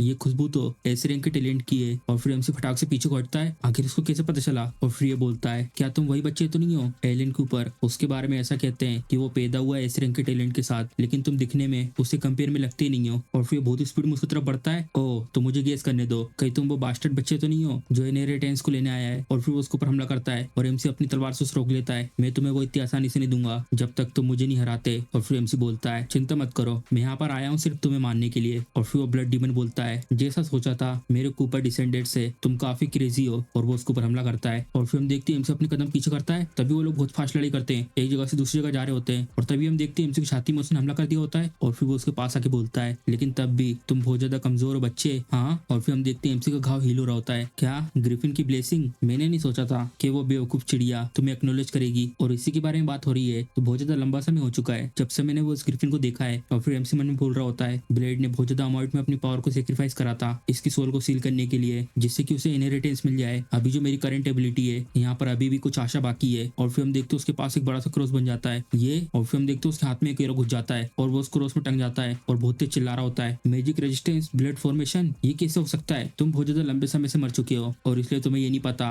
कि इन 100 सालों में क्या क्या हुआ है। एम्पायर ने ऑलरेडी इसके ऊपर बहुत सारी रिसर्च कर चुकी है, और ऐसी टेक्निक को बनाया है जिससे कि ब्लड मैजिक से डील कर सके। अभी इस समय सिर्फ मुझे ये करना है कि जो तुम्हारा दिल है वो मुझे लेना है, और मैं फोर्सफुली रिसीव कर लूंगा इनहेरिटेंस को। और फिर चिल्ला रहा होता है, नहीं नहीं ऐसा मत करो। और फिर हम देखते हैं एमसी की तलवार उसके पास आ चुकी होती है, और ये मुस्कुराने लगता है। और फिर हम देखते हैं वो क्रॉस में से अपने आप को छुड़ा लेता है, और एमसी के पास आके बोलता है, नहीं मुझे तो डर लग रहा है। और फिर एमसी हैरान हो जाता है, क्या? और फिर एमसी की तरफ उंगली करके बहुत तेज हंसने लगता है, इंटरेस्टिंग, ये तो बहुत इंटरेस्टिंग है। बहुत लंबा समय हो गया जब से मैंने एक छोटे चूहे के साथ खेला है, लेकिन जो गेम है वो ऑलरेडी खत्म हो चुका है, अब मैं और ज्यादा नहीं खेलूंगा। तुम सच में पोजेस करते हो कुछ एबिलिटी और टैलेंट्स को, लेकिन बस ये है कि इतना काफी नहीं है मेरी स्वॉर्ड टेक्निक को इनहेरिट करने के लिए। और फिर हम देखते हैं एमसी उनसे लड़ रहा होता है, ब्लड को यूज करके ब्लड स्पिरिट को कंट्रोल करना, इतनी पावरफुल ताकत। और फिर हम देखते हैं एक ब्लड स्पिरिट एमसी के पीछे हमला करती है, और एमसी को इससे बहुत दर्द होता है। और फिर हम देखते हैं एमसी उनसे लगातार लड़ रहा होता है। इन लोगों के अटैक तो सिर्फ एक ही जगह पे फोकस है, होली स्वॉर्ड प्रोटेक्शन, और अपने चारों तरफ एक प्रोटेक्शन डोमेन बना लेता है। मैं ये स्वॉर्ड को यूज करूंगा परस्यूज की इस मैजिक को रजिस्ट करने के लिए। और फिर हम देखते हैं अपनी उंगली को उस डोमेन के पास लेके आता है, ये यूजलेस है। और फिर हम देखते हैं एमसी ने जो होली स्वॉर्ड से डोमेन बनाया था वो पूरी तरीके से टूट जाता है, और तभी वो एमसी की गर्दन पकड़ लेता है और हवा में उठा देता है। तुम्हें तो ये पता होना चाहिए था, जब बिल्ली चूहे के साथ खेलना बंद कर देती है तो इसका मतलब जो चूहा है वो उसका खाना बन चुका है। मैंने ठीक कहा? और फिर एमसी मन में बोलता है, जो मेरा ब्लड और माना है वो मेरे अंदर से पूरी तरीके से सोख लिए जा रहे हैं। तुम्हारा जो हो रहा है वो तो कुछ जाना पहचाना सा लग रहा है, ये तो बिल्कुल ऐसा है एक कंक्यूबाइन का टेस्ट जिसको मैंने लास्ट बार खाया था, और ये शायद इसलिए हो सकता है कि वो तुम्हारी मदर हो। और फिर एमसी हैरान होकर बोलता मन में, मदर? और फिर हम देखते हैं अपना बड़ा सा मुंह खोल के एमसी को खाने वाला होता है, ये तो बिल्कुल परफेक्ट है, चलो उसके बच्चे का टेस्ट देखता हूँ कैसा आएगा। और फिर हम देखते हैं अचानक से एक चीज टूटती है और हर जगह खून ही खून होता है। और फिर एमसी की मदर उसको सुला रही होती है, जल्दी सो जाओ मेरे डियर बेबी, तुम्हारी मदर तुम्हें आराम से झुला रही है। और फिर हम देखते हैं एमसी आता है फूल लेके, मदर ये लो आपके लिए, और वो भागते वहीं पे गिर जाता है और उसके फूल टूट के गिर रहा होता है। सेल मुझे माफ करना, मोम अभी यहाँ से जा रही है, और एमसी अपनी मोम को बुला रहा होता है। और फिर हम देखते हैं एक जन उसको पत्थर मारता है, तुम्हारी मदर ने तो तुम्हें छोड़ दिया, तुम कुत्ते कहीं के, तुम किसी काम के नहीं हो, तुम तो मॉन्स्टर हो और तुम तो कचरे हो। और फिर हम देखते हो अपने कान ढकता है और बोल रहा होता है, नहीं मदर ने पक्का मुझे इसे फेंका नहीं है। और फिर हम यहाँ का सीन दिखाते हैं और वो उसे खाने वाला होता है। और फिर अचानक से एमसी के अंदर एक रोशनी आती है, तो ऐसी बात है तो वो तुम हो जिसने मेरी मदर को मारा है। और वो उसकी छाती में अपनी तलवार घुसा देता है, और तलवार से इसके आसपास बहुत सारा ब्लड आने लगता है। और फिर हम देखते हैं उसके चारों ओर ब्लड ही ब्लड हो जाता है, और वो मोस्टर बहुत चिल्लाता है, ये तो एक ब्लड फिस्ट है, आखिर एक बच्चे को कैसे पता मेरे ब्लड मैजिक के बारे में। और वो अपनी पावर को यूज करके एमसी को दूर फेंक देता है। तुम बच्चे, तुम अपने खून को जलाने के लिए तैयार हो गए सिर्फ मुझे मारने के लिए। मैंने अपनी बहुत सारी ताकत का यूज कर दिया है ब्लड स्पिरिट को रिलीज करने में, मुझे और औरतों को खाना होगा अपनी ताकत वापस लाने के लिए। और फिर हम देखते हैं वो एक दिन को खा रहा होता है, और फिर एमसी बोलता है, क्या वो डिलीशियस था? और फिर उसके ऊपर तलवार लाके बोलता है, मैं तुमसे कुछ पूछ रहा हूँ, क्या मेरी मदर डिलीशियस थी? और फिर हम देखते हैं उसे मारने के बाद उसे अपनी मदर दिखाई देती है, और वो बोलती है, सेल मदर। और फिर हम देखते हैं एमसी ने अपनी तलवार उसके सर के आर पार कर दी होती है, और अपनी तलवार को निकाल देता है, और वो मोस्टर वहीं गिर जाता है। और फिर एमसी की तरफ देख के मन में बोलता है, ये बच्चा तो पागल हो चुका है, मुझे और ज्यादा कंक्यूबाइन को खाना होगा, नहीं तो मैं डर रहा हूँ कि मैं। और तभी हम देखते हैं अचानक से उसके पीछे से एक तलवार आती है, और एमसी उसकी पीठ में तलवार घुसा देता है, और हंसते हुए उसको देखता है, मुझे मत मारो, मैं तुम्हारी स्वॉर्ड स्पिरिट बन जाऊंगा और मैं बढ़ा दूंगा। और तभी एमसी उसकी बात काट के बोलता है, तुम इसके लिए वर्दी नहीं हो। और फिर हम देखते हैं वहीं के वहीं फट जाता है, और हर जगह खून ही खून गिरता है। जो स्वॉर्डमैनशिप की इनहेरिटेंस है, इसको अब्सॉर्ब करने के बाद वो बॉडी के अंदर इम्प्रिंट हो जाएगी। मैं तो ऑलमोस्ट भूल चुका था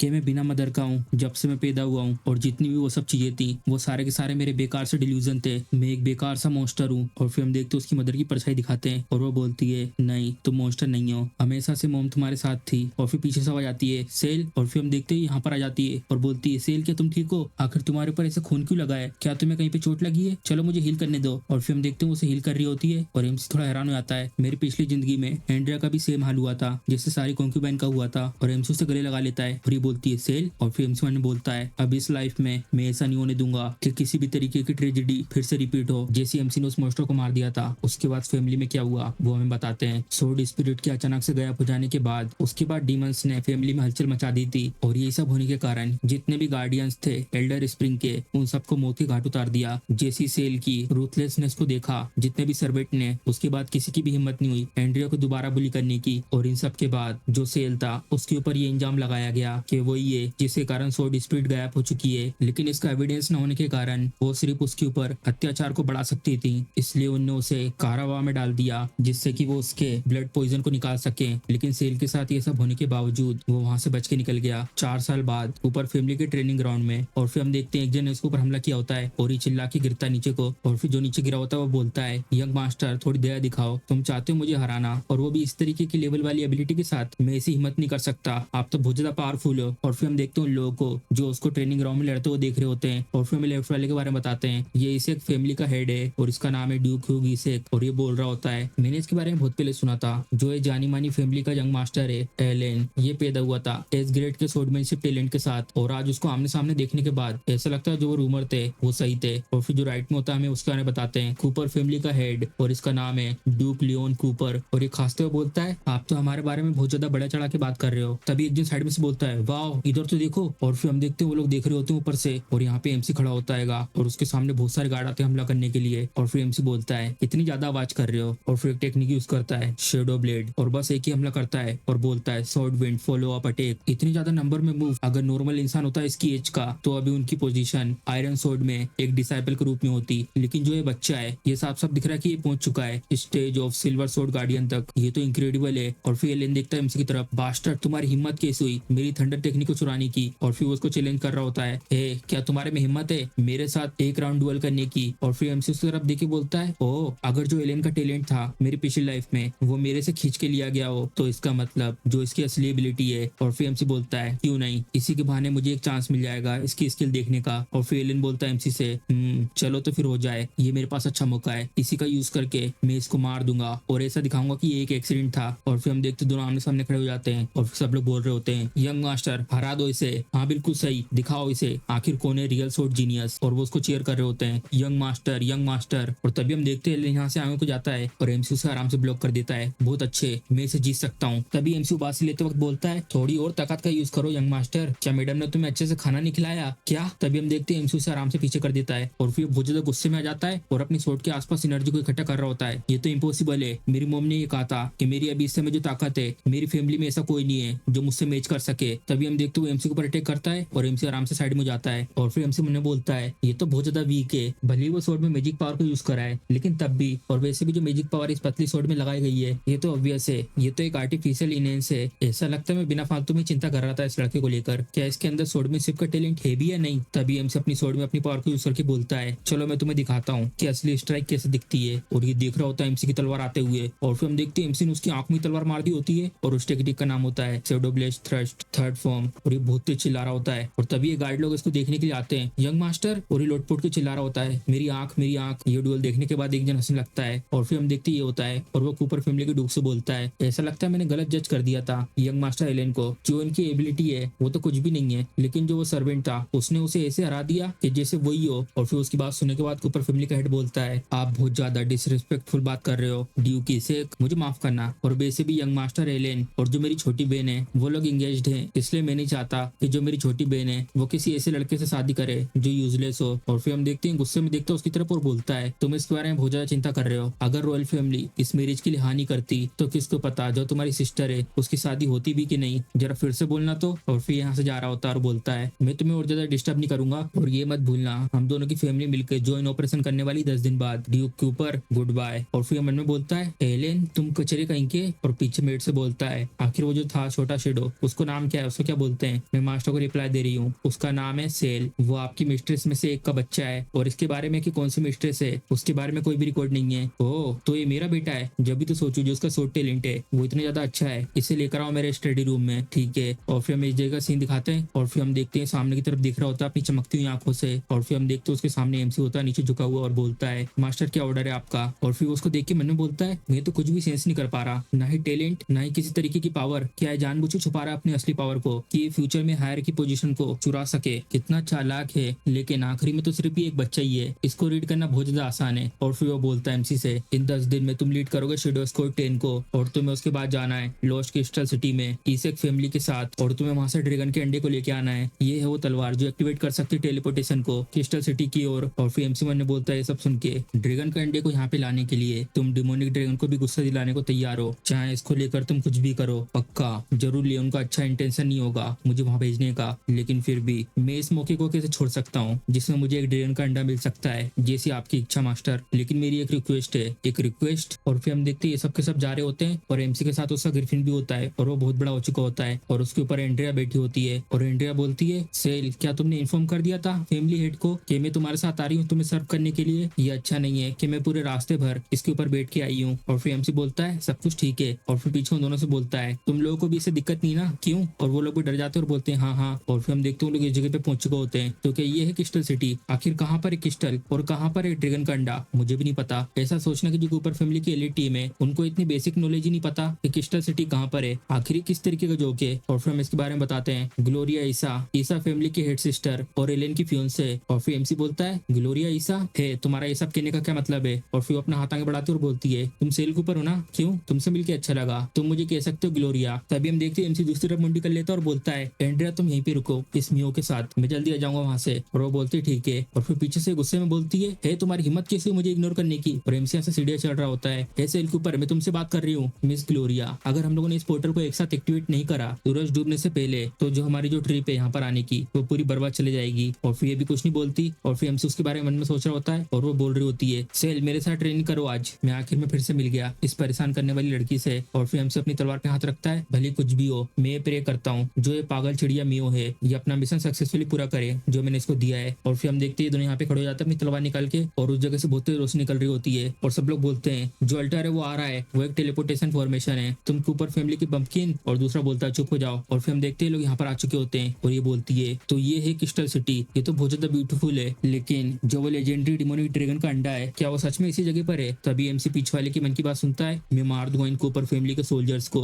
और जो ये ड्रैगन का अंडा है उनको मैं ले जाऊंगा ऐसा फैमिली में। और फिर MC उसकी बात सुन के बोलता है ये बहुत ज्यादा बुरा हुआ, जो फैमिली हेड है वो इसके लिए पक्का मुझे रिवॉर्ड देंगे। और फिर MC उसे रोक रहा होता है जल्दी से पीछे हट जाओ। और फिर हम देखते हैं उसके ऊपर कुछ चमकते हुए गोले बन रहे होते हैं और तभी यहाँ पे बहुत तेजी से हवा चलती है। और फिर हम देखते हैं उस जगह से ये लोग निकलते हैं और फिर सब लोग बोल रहे होते हैं क्या एलाइट सेंटिनल है जो प्रोटेक्ट करते हैं क्रिस्टल सिटी को। और फिर हम देखते हैं उन सब सेंटिनल ने लोगों को घेर लिया होता है। और फिर हम देखते हैं जो सबसे पहले तलवार निकाल के हमला करने वाला था वो बहुत ज्यादा डर जाता है और बोलता है मम्मी प्लीज मुझे बचा लो। और फिर अपनी तलवार निकालती है और बोलती है तुम कचरे कहीं के। और फिर एक सेंटिनल को मार देती है थॉर्न स्लैश। और इसको ऐसे लड़ता देख के वो पीछे बोलता है यंग मिस। और फिर इसे बोलती है आखिर तुमसे किसने कहा था अपने हिसाब से एक्शन लेने को, मैंने ये सब कुछ फैमिली के लिए किया था। और फिर ये बोलती है उससे मुझे तो ऐसा लग रहा है कि ये सब कुछ तुम अपने लिए कर रहे हो। तभी हम देखते दो सेंटिनल इसके पीछे से हमला करते हैं और एक नाइट इससे बोलता है यंग मिस आपके पीछे। और ये बोलती लग गए। और फिर हम देखते हैं कि अटैक में वो लोग मारे जाते हैं और ये भी हैरान हो जाती है। और फिर हम देखते हैं MC ने अपनी तलवार के एक स्लेश से उन लोगों को मार दिया होता है। सारे के सारे शेडो मेरी कमांड को सुनो और लग जाओ फॉर्मेशन में। और फिर लोग बोलते हैं ठीक है। और फिर हम देखते हैं सबके सब लाइन से खड़े हो जाते हैं अपनी तलवार को जमीन पर रख के और उनके अंदर से कुछ निकल के जा रहा होता है सामने की तरफ। और फिर हम देखते हैं वो चीज MC की तरफ आती है और वहां से जाकर इनके पास जाती है और इनको पकड़ लेती है। और फिर MC जाता है अपना अटैक करने के लिए उनके ऊपर। और फिर मन ने बोलता है मैं देखना चाहता हूँ जो तुम्हारी पावर है लाइट की वो कितनी स्ट्रॉन्ग है, क्या हमारी जो पावर है शेडो की वो इसे जीत सकती है। और फिर हम देखते हैं MC एक स्लैश मारता है और वो सारे के सारे एक ही बार में गायब हो जाते हैं। और उसकी इसी पावर देख के सारे सोल्जर बोल रहे होते हैं जितने भी सेंटिनल थे वो सारे के सारे हार चुके हैं। तो ये है कूपर फैमिली जो मैजिक पावर को शॉर्टमैनशिप में डालती है और स्पेशली ये वाला जिसको सेल कहते हैं, ये तो अभी बच्चा है लेकिन ऑलरेडी इतना ज्यादा पावरफुल है। और फिर ये भी बहुत ज्यादा खुशी आती है MC की पावर देखकर सेल के ऊपर, तुम तो बहुत ज्यादा अच्छे हो। और तभी हम देखते हैं यहाँ पर एक क्रिस्टल होता है और उसमें से बहुत सारी एनर्जी निकल रही होती है। और फिर MC उस क्रिस्टल को ले लेता है, ये बुरा नहीं है, मैंने ऑब्जर्व कर लिया इस क्रिस्टल की पावर को और मैं अभी के अभी जा चुका हूँ सिल्वर सोर्ड गार्डियन से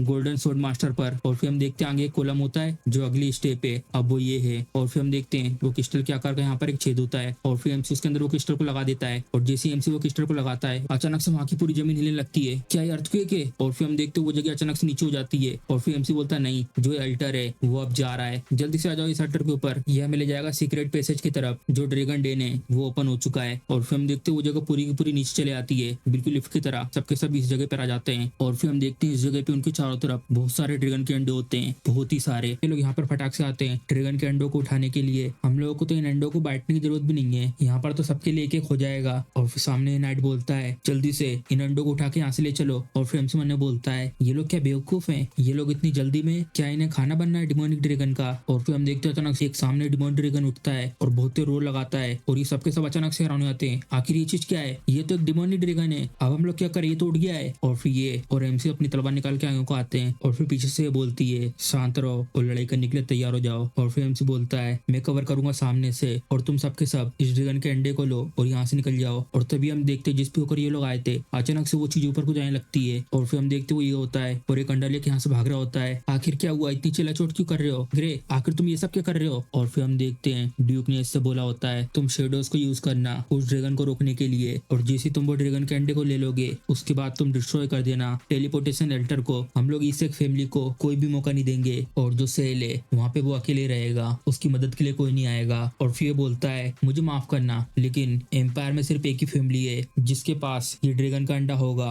और वो होगी कूपर फैमिली। सेक्रीफाइस कर दो तुम्हारी जिंदगी को फैमिली के लिए, मैं यहाँ से जा रहा हूँ। और फिर लोग उसके ऊपर चिल्ला रहे होते हैं तुम कमीने कहीं के, जल्दी इधर पे आओ। और तभी हम देखते हो लोग आगे तरफ भाग के जा रहे होते हैं और फिर पीछे से ये बोलती है जो कूपर फैमिली का हेड है वो सच में बहुत ज्यादा रूथलेस है, उसने सिर्फ हमें यहाँ पे अकेला नहीं छोड़ दिया लेकिन बाकी सबको भी। और फिर एमसी बोलता है वैसे ही हुआ जैसा मैं सोच रहा था, जैसा तुमने सोचा था वैसा, तो इसका मतलब तुम यहाँ पर चले आए अपनी जिंदगी देने के लिए, तुम ज्यादा ही सोच रही हो। और फिर हम देखते अपने मुंह से फायर अटैक करता है एमसी के ऊपर और फिर एमसी उससे बच जाता है और फटाक से उसके पंख को काट कर सामने की तरफ आ जाता है क्योंकि मैं यहाँ पे नहीं मरने वाला। और फिर वो ड्रैगन अपना मुंह करता है एमसी की तरफ और उसके ऊपर अपने हाथ से हमला करता है और फिर हम देखते हैं एमसी बहुत दूर जाके फिकाता है और फिर हम देखते हो भागकर आ रही होती है एमसी का नाम पुकारते हुए और तभी वो अपना फायर अटैक कर देता है मून साइन शॉर्ट सील्ड। और फिर हम देखते हैं वो इसकी टेक्निक होती है तो तुम वहां पर क्यों गए इतने बड़े बड़े वर्ड कहकर, क्या तुम ठीक हो। और फिर एमसी बोलता है मैं ठीक हूँ, बस मेरी मदद करो इसके अटैक को डिले करने में और जैसे मुझे चांस मिलेगा मैं सीधे इसके दिल पे हमला करूंगा, प्लीज मिस ग्लोरिया तुम ही हो जो ये सब कर सकती है। और फिर भी शर्मा जाती है एमसी की बात सुन के और बोलती है क्यों नहीं, मैं भी एक गिफ्टेड स्वॉर्डमैन हूँ, मैं नहीं चाहती कि ये मुझे नीचे नजरों से देखे। और फिर एमसी मुस्कुराता है और फिर हम देखते उसने इसके सामने अटैक कर दिया होता है, सेल टाइम आ गया उसके ऊपर अटैक करने का। और फिर उसकी तरफ देख के बोलती है तुम वहाँ पे खड़े होकर क्या कर रहे हो, जल्दी जाओ उसके ऊपर अटैक करो। और फिर मन्ना बोलती है तत्तेरी की कहीं ऐसा मत कहना यह भी इस समय वहाँ पर इतना तेज गिरा कि उसके पास कोई एनर्जी नहीं है दोबारा अटैक करने की, अगर ये कंटिन्यू ऐसा चलता रहा तो हम सबके सब यहाँ पे मारे जाएंगे, मैं सिर्फ यहाँ पे इसी मूव को यूज कर सकती हूँ। और फिर अपनी टेक्निक यूज कर रही होती है सो डांस ऑफ डिस्ट्रक्शन, उस स्किल से लगातार हमले हो रहे होते हैं और फिर ड्रैगन भी उसको जैसे बहुत तेज चिल्लाता है और फिर वो नीचे गिर जाता है, क्या मैंने कर दिया। और फिर हम देखते हैं लोग इसके ऊपर लात मार रहे होते हैं, ये लो मेरी पावर का टेस्ट तुम स्टूपिड ड्रैगन। और फिर भी हैरान हो जाती है क्या मैंने सच में कर दिया। और तभी हम देखते हैं ड्रैगन की आंख खुलती है और वो सीधे इसकी तरफ देख रहा होता है और वो खड़ा होकर बहुत तेज घुर रहा था इनके ऊपर और ये लोग भी डर जाते हैं। ओ नो, जो ये डिमोनिक ड्रैगन है अब वो बजट मोड में एंटर हो चुका है, जल्दी से छुपने के लिए कोई जगह ढूंढो, आखिर कैसे पॉसिबल है। और तभी एमसी अपने हाथ को सामने लाकर अपनी गर्दन में बंधी हुई तलवार को निकालता है और फिर अपनी तलवार को समन कर लेता है, swordsmanship inheritance third skill blood shadow slash. और फिर हम देखते हो ड्रैगन के अंदर से ब्लड निकल के जा रहा होता है और फिर वो ब्लड एमसी की तलवार के आसपास जमा हो जाता है और फिर एमसी फिर से बोलता है ब्लड शैडो स्लैश कंडेंस। और फिर हम देखते हो उस ड्रैगन के ब्लड से एमसी के 2 क्लोन बन जाते हैं और ये लोग तो बहुत ज्यादा हैरान होते हैं एमसी की तरफ देख के, सेल ने तो इस ड्रैगन के खून को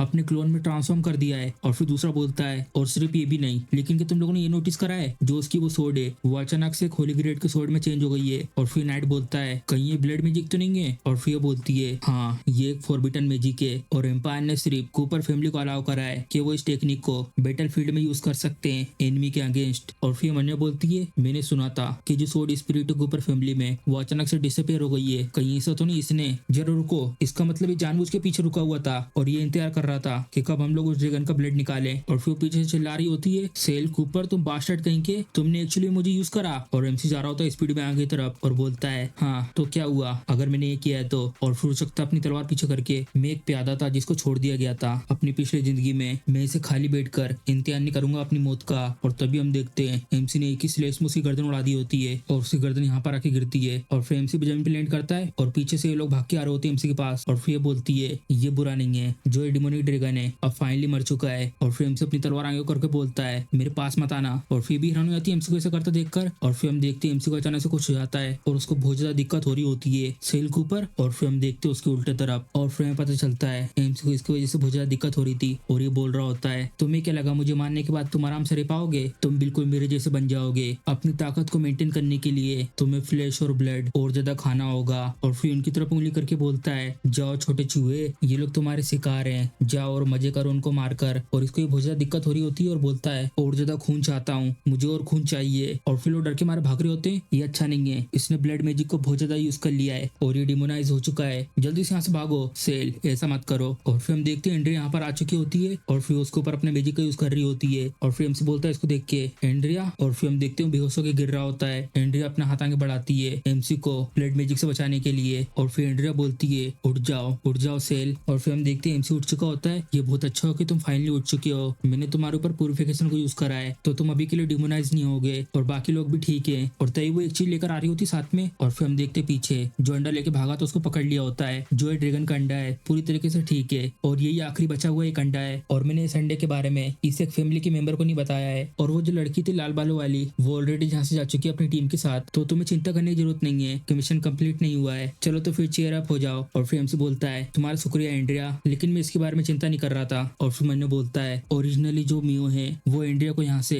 पहले से अरेंज की गई लोकेशन पर ले जाता और उससे ये झूठ बोलता कि सारे के सारे लोग एक्सीडेंट के कारण मारे गए हैं, जिससे कि वो कभी भी फैमिली को छोड़ के ना जा पाए। और ये मैंने एक्सपेक्ट नहीं करा था। और फिर हमसे बहुत ज्यादा गुस्से में होता है और अपनी तलवार से गिरफ्रेंड के ऊपर हमला करने के लिए आता है। तुम इतनी सिंपल चीज को भी नहीं कर पाए, अब तुम मरोगे बेवकूफ चिड़िया। और फिर हम देखते हैं एंड्रिया फटाक से सामने आके उसे बचा लेती है, और पीछे से गिरफ्रेंड बोलता है इसमें मेरी गलती नहीं है, यही तुम्हारी चिंता कर रही थी, इसलिए उसने मुझे बार बार बोला सीक्रेट रूम में एंटर करने के लिए। और फिर हमसे बहुत ज्यादा गुस्से में होता है और उस गिरफ्रेंड से बोलता है तुम्हारे जो पंख हैं बहुत ज्यादा मजबूत हो चुके हैं और तुम मुझसे उल्टा बात करना सीख गए। और फिर एंड्रिया बोलती है सेल इतनी जल्दी मत करो, चलो बातचीत करके सुलझाते हैं हे सेल के ऊपर। और फिर हम देखते हैं अपनी तलवार निकाल के इसके ऊपर हमला करने के लिए आ रहे होते हैं, और तभी हमसे उनकी तरफ मुस्कुरा के देखता है और बोलता है हे तो तुमने अपना आखिरी में असली कलर दिखा दिया है, तो तुम लोग मुझसे ड्रैगन का अंडा छीनना चाहते हो। और तभी एमसी अचानक से हैरान हो जाता है, और फिर हम देखते हैं उन दोनों ने इसको मारा होता है जो यहाँ से अंडा लेके भागा था। और फिर एमसी पीछे देख के कंफ्यूज हो जाता है, और फिर वो लोग अपने घुटने पर आते हैं। और फिर हम देखते हैं सबके सब एमसी के सामने अपने घुटने पर आ जाते हैं। यंग मास्टर सेल प्लीज हमें माफ कर दीजिए हमारे पहले वाले रूड बिहेवियर के लिए, अगर तुम नहीं होते जिसने हमें वहां से बचाया, हम लोगों को तो फैमिली ने पीछे छोड़ ही दिया था, और अभी तक तो हम लोग कब के मारे जा चुके होते। आज के बाद से हम लोग फैमिली की एक भी बात नहीं सुनेंगे, और हम लोग कसम खाते हैं कि हम लोग मरते दम तक तुम्हें फॉलो करेंगे। और फिर सबके सब बोलते हैं हम लोग ये कसम खाते हैं कि हम लोग फॉलो करेंगे तुम्हें मरते दम तक। और फिर हमसे उनकी बात सुन के हैरान हो जाता है तुम लोग। और तभी एंड्रिया वो अंडे की तरफ देख के बोलती है सेल जरा देखो जो है ड्रैगन का अंडा है। और फिर हम देखते वो चटक रहा होता है, और फिर हम देखते वो ड्रैगन का बच्चा बाहर आ चुका होता है। और फिर एंड्रिया बोलती है वाओ एक डिमोनिक ड्रैगन अभी बाहर आ चुका है। डिमोनिक ड्रैगन वो सिर्फ ताकतवरों का कहना मानते हैं, क्या तुम मुझे एक्सेप्ट करोगे अपने मास्टर के रूप में। और फिर हम देखते उसके पास आ चुका होता है और एमसी उसको अपने हाथ से सिलाता है। हाँ बिल्कुल ऐसे ही, ये तो बहुत अच्छा हुआ जो डिमोनिक ड्रैगन है उसको टेम कर लिया है। कांग्रेचुलेशन यंग मास्टर को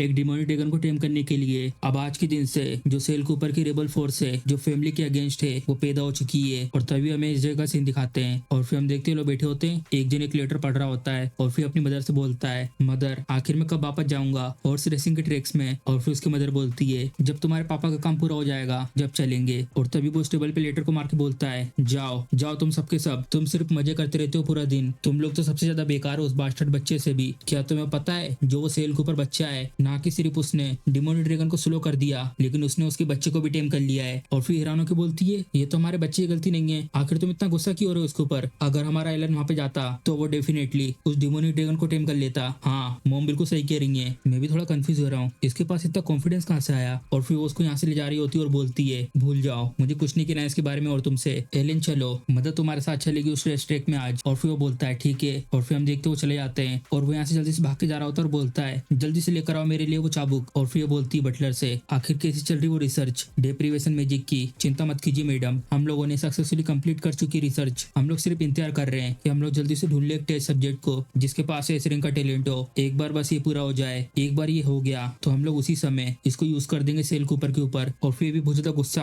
और डिस्कस्टिंग वाला चेहरा बना के बोलती है बुरा नहीं है, इस बार मैं डेफिनेटली पीछा छुड़ा लूंगी उस बदमाश बच्चे से 5 साल बाद। और एंड्रिया एमसी के ऊपर प्यूरिफिकेशन मैजिक यूज कर रही होती है और उससे बोलती है इसके बाद तुम पूरे तरीके से प्यूरिफाई हो जाओगे और तुम आगे कभी भी फ्यूचर में ड्यूमनाइज नहीं होंगे कभी भी, और तुम्हारी जो वो शॉर्ट टेक्निक है तुम उसको जितना चाहे उतना यूज कर सकते हो। और फिर एमसी ये सब के लिए एंड्रिया को शुक्रिया करता है, और फिर एंड्रिया बोलती है नहीं मैं हूँ जिसे तुम्हें शुक्रिया करना चाहिए, तुमने मुझे इतनी ज्यादा वंडरफुल स्टाफ दी है। और तभी खिड़की के पास से कोई भूत भग के जाता है, और फिर एमसी देख लेता है उसकी परछाई को, और उसी समय अपनी खिड़की खोल के बाहर चिल्ला के बोलता है कौन है यहाँ पर। और फिर मैंने बोलता है ये ऑलरेडी यहाँ से निकल गया, लेकिन जो उसका फिगर था वो तो साफ साफ उस हाउसकीपर जैसा लग रहा था, मतलब उस बटलर जैसा। और फिर यहाँ पर ये दो लोग आते हैं, यंग मास्टर कूपर जो आपने हमें टास्क दिया था उसको हमने पूरा कर दिया है, और साथ में हम लोग उसका रिजल्ट भी लेकर आए हैं। और फिर लोग बता रहे होते सब कुछ हम लोगों ने सीक्रेटली नजर रखी हाउसकीपर के ऊपर, और हमें उसके बाद ये पता चला है कि वो कुछ ब्लैक मैजेस के ग्रुप को इकट्ठा कर रहा है, और ऐसा लगता है कि वो तैयारी कर रहा है 3 दिन के बाद एक रिचुअल करने की। और उसने इसकी भी बात करी है कि उसे फाइनली एक दूसरा टारगेट मिल चुका है एस रैंक के टैलेंट के साथ, और जो उनकी मैजिक एबिलिटी है वो भी बहुत ज्यादा हाई है। और फिर एमसी सब सब सुनने के बाद मन्ने बोलता है क्या ये लोग शुरू करने वाले हैं डेप्रीवेशन मैजिक रिचुअल को, लेकिन क्यों उन लोगों ने डायरेक्टली मेरे ऊपर टारगेट नहीं करा। और उन लोगों को एक और टारगेट मिल चुका है एस रैंक के टैलेंट के साथ, एक ऐसा टारगेट जिसके पास एक्सट्रीमली हाई मैजिक एबिलिटी भी है। और फिर एमसीज की तरफ देख के मन्ने बोलता है एंड्रिया, और फिर भी कंफ्यूज हो जाती है, एमसीज की तरफ देख रहा होता है। और फिर हम बताते हैं 3 दिन बाद, और एंड्रिया यहाँ पे साफ सफाई कर रही होती है और बोलती है जो ये स्टोरेज रूम है देखो तो इसकी क्या हालत हो चुकी है, हर जगह सामान बिखरा पड़ा हुआ है, मुझे बस मैजिक को यूज करके इस सबको साफ कर देना चाहिए। और फिर हम देखते हैं तभी अचानक से पीछे बटलर आ जाता है अपने हाथ में कपड़ा लेकर और फटाक से उसके मुंह पे लगा देता है उसको बेहोश करने के लिए। और ये भी कोशिश करते हैं अपने आप को छुड़ाने के लिए, और फिर धीरे धीरे बेहोश हो जाती है। ये बेहोश हो चुकी है, चलो यहाँ से जल्दी। और फिर मैजिक का सीन दिखाते हैं, यहाँ पर इन लोगों ने इसे मैजिक के साथ बांध दिया होता है और वो रिचुअल स्टार्ट कर देते हैं। और वो बटलर बोल रहा होता है जो रात की पावर है मेरे आदेश को सुनो, दिल की गहराई से मेरे हाथ में इकट्ठा हो जाओ, ट्रांसफर कर दो पावर को मेरे कंट्रोल में, पावर का फ्लो मेरा पीछा करो बिल्कुल एक शेडो की तरह। और लगातार ये बोल रहा होता है और फिर उसको खंजर मारने वाला होता है। जैसे इसके दिल का खून इस फॉर्मेशन में मिक्स होगा उसी समय जो भी इसका टैलेंट है वो मेरा हो जाएगा। और फिर अपना खंजर वहां पे मार देता है, लेकिन वो वहां पे नहीं होती। और वो देख के हैरान हो जाता है क्या ये सब क्या हुआ। और तभी वो इसके पीछे आके बोलती है ये एक इल्यूजन मैजिक था। और ये भी हैरान हो जाता है उसको पीछे देखकर एंड्रिया। और फिर ये बोलती है मुझे अंडर एस्टिमेट मत करो। और तभी वो इसके ऊपर अपना मैजिक यूज करती है शाइनिंग स्टार लॉक, और इसको बांध देती है अपनी मैजिक से। और फिर ये बोलता है डैम इट ये लड़की तो बहुत ज्यादा ट्रिकी है। और फिर इन सब मेजर से बोलता है आखिर तुम सबके सब ऐसे खड़े क्यों हो, जल्दी जाओ उसे टेक डाउन करो। और फिर वो लोग भी हमला करने के लिए तैयार हो जाते हैं। और फिर एंड्रिया अपने आंख और कान बंद करके वहीं पे बैठ जाती है। और फिर मन्ने बोलती है सेल ने मुझे कहा था इस सब के बाद मुझे अपनी आंखों को बंद करना है और मुझे कुछ भी देखना और सुनना नहीं है। और तभी एक बहुत बड़ी परछाई आती है ऊपर से, और ये देख के हैरान हो जाता है आखिर ये क्या है ये आवाज तो। और फिर हम देखते हैं एमसी का ड्रैगन और वो ग्रिफिन जाते हैं और दोनों बहुत बड़े बड़े हो चुके होते हैं अब। और ये सब के सब देख के हैरान हो जाते हैं ये तो एक ड्रैगन है और एक ग्रिफिन। और वो ग्रिफिन भी एक एक करके सबको मार देता है। और वो ड्रैगन भी बहुत ही ज्यादा खतरनाक होता है, जमीन पे खड़े होकर सब लोगों को अपनी आंख से जला रहा होता है। और फिर उसकी तरफ देख के बोलता है एक डिमोनिक ड्रैगन और एक ग्रिफिन ऐसा मत कहना। और तभी एक आवाज आती है तुम्हारी इतनी हिम्मत कि तुमने एंड्रिया को टच करा, तुम जरूर जिंदा रहने से थक गए होंगे सेल कूपर। और फिर एमसी अपनी तलवार लेके उसके सामने खड़ा हुआ होता है और उसके गाल पे तलवार को लगा के बोलता है चलो बोलो तुमने एंड्रिया को टारगेट क्यों करा। और फिर वो बता रहा होता है क्योंकि जो ये डेप्रीवेशन मैजिक है उसे सिर्फ एक ही बार टारगेट के ऊपर यूज कर सकते हैं, और ये भी पक्का करने के लिए यंग मास्टर एलन को तुम्हारा टैलेंट मिल सके तो इसलिए हमें एक इंसानी टेस्ट सब्जेक्ट को ढूंढना था, प्लीज मुझे छोड़ दो, मैं तो सिर्फ ऑर्डर को फॉलो कर रहा हूँ। और फिर एमसी हैरान होकर मैंने बोलता है तो इसका मतलब एंड्रिया खतरे में आई मेरी वजह से, मैं तुम्हें यहाँ से जाने दे सकता हूँ लेकिन। और फिर अपनी तलवार से अपने हाथों काटता है और फिर इसके सामने अपना खून गिरा देता है और एक मैजिक सर्कल एक्टिवेट हो जाता है एक शेडो। और फिर एमसी इसके बाल पकड़ के इसकी मुंडी ऊपर करता है जाओ यहाँ से वापस, और तुम यहाँ से जाकर बोलना है मेट्रियास से, मतलब उस एलेन की मदर से जो वो डेप्रीवेशन मैजिक सेरेमनी थी वो पूरी तरीके से सक्सेसफुल हो चुकी है और बस तुम्हें उसे मेरे ऊपर यूज करना बाकी रह गया है। और उस चीज को अभी इसी समय करना जरूरी है, क्यों समझ गए ना तुम, अगर तुम ये सब नहीं करोगे तो तुम्हें पता है ना कि तुम्हारे साथ क्या होने वाला है। और फिर बोलता है आखिर क्यों। और फिर एमसी उसकी तरफ अपनी लाल आंखों से देख के बोलता है तुम बोल रहे हो क्यों, नेचुरल तरीके से एलेन के ट्रू कलर को एक्सपोज करने के लिए। और फिर हम देखते हैं जय का सीन, बटलर यहाँ पर आकर इसको बता रहा होता है मैडम डेप्रीवेशन एक्सपेरिमेंट सक्सेसफुल हो चुका है। और तभी हम देखते हैं पीछे एलेन ग्लोरिया से बात कर रहा होता है और उससे बोलता है ब्यूटीफुल मिस ग्लोरिया क्या तुम मेरे साथ आसपास के गार्डन में घूमना पसंद करोगी। और फिर वो बोलती है निकल जाओ यहाँ से। और फिर बटलर से बोलती है क्या तुम इसमें पूरी तरीके से श्योर हो ना। और फिर बटलर बोलता है पूरी तरीके से, और वैसे भी फुल मून भी आने वाला है, ये तो बहुत ज्यादा कोइंसिडेंट है क्योंकि उसी समय पे यंग मास्टर की सेरेमनी भी आ रही है, ये बिल्कुल परफेक्ट टाइम है ये सब करने के लिए, बहुत बढ़िया तुमने बहुत अच्छा किया है। और फिर मैंने बोलती है मेरे इतने लंबे समय की जो इच्छा थी अब वो फाइनली पूरी होने जा रही है। एलेन जो तुम्हारी मदर है वो तुम्हें पक्का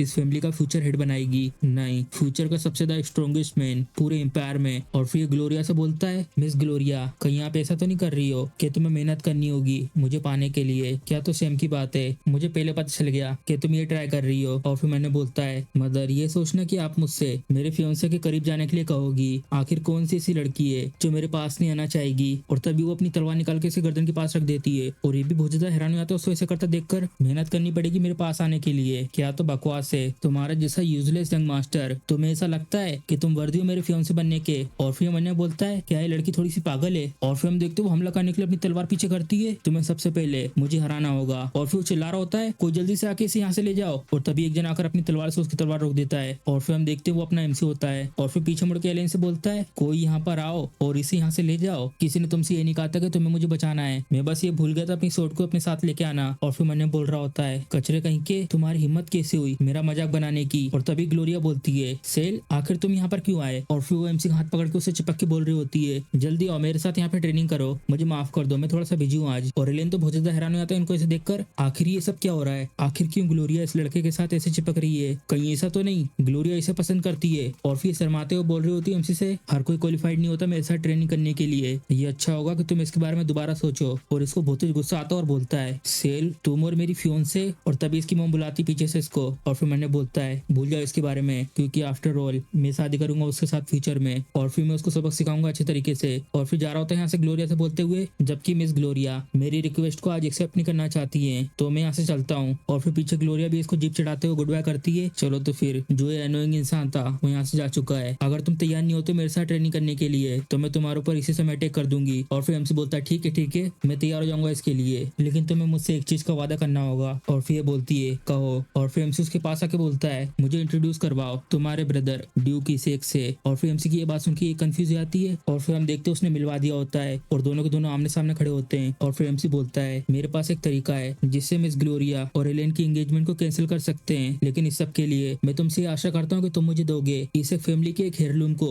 मतलब विरासत, द इल्यूजनरी टाइम बॉक्स। और फिर एमसी इसकी तरफ देख के मैंने बोलता है, मेरी पिछली जिंदगी में जो ड्यूक इसेक थे वो खुश नहीं थे प्लेवो एलियन से, और कूपर फैमिली के साथ जुड़े रहने के लिए भी तैयार नहीं थे, और उन्होंने बार बार इस एंगेजमेंट को कैंसिल करने के लिए प्रस्ताव रखा, लेकिन रॉयल फैमिली की तरफ से इनको मना ही मिली। तो इसलिए मुझे इस लाइफ में इस चीज का एडवांटेज लेना होगा। और तभी अपनी तलवार से एमसी गाल पर खरोच मार के आगे निकल जाते हैं। एरोगेंट बच्चे, ये कैसी एंगेजमेंट है जो रॉयल फैमिली के द्वारा ब्लेस्ड की गई है, और ये कोई ऐसी चीज नहीं है जिसको कैंसिल किया जा सके तुम्हारे जैसे किसी की वजह से। और तुम्हारी हिम्मत कैसे हुई मेरे से इसको लेकर कंडीशन की बात करने की। और फिर एमसी मुस्कुराता है, क्या मेरे जैसा कोई। और तभी वो अपने गले में बंधी हुई तलवार निकालता है, सिर्फ मेरे जैसा ही कोई तुम्हारी इस प्रॉब्लम को सोल्व कर सकता है। और ये देख के हैरान हो आता है, ये सोर्ड, ऐसा मत कहना, जो असली बच्चा है कूपर फैमिली का एसरिंग के टैलेंट के साथ वो ये है। और तभी वो आगे की तरफ बढ़ता है और इसके साथ अपनी तलवार लड़ा के बोलता है, जबकि एंगेजमेंट कैंसिल नहीं हो सकती तो हम लोगों को सिर्फ उस कचरे से यंग मास्टर को डिस्ट्रॉय करना होगा। क्या ये भी सेम बात नहीं है? क्या सोचते हो तुम इसके बारे में ड्यूक? और फिर उसकी बात का कोई जवाब नहीं देता।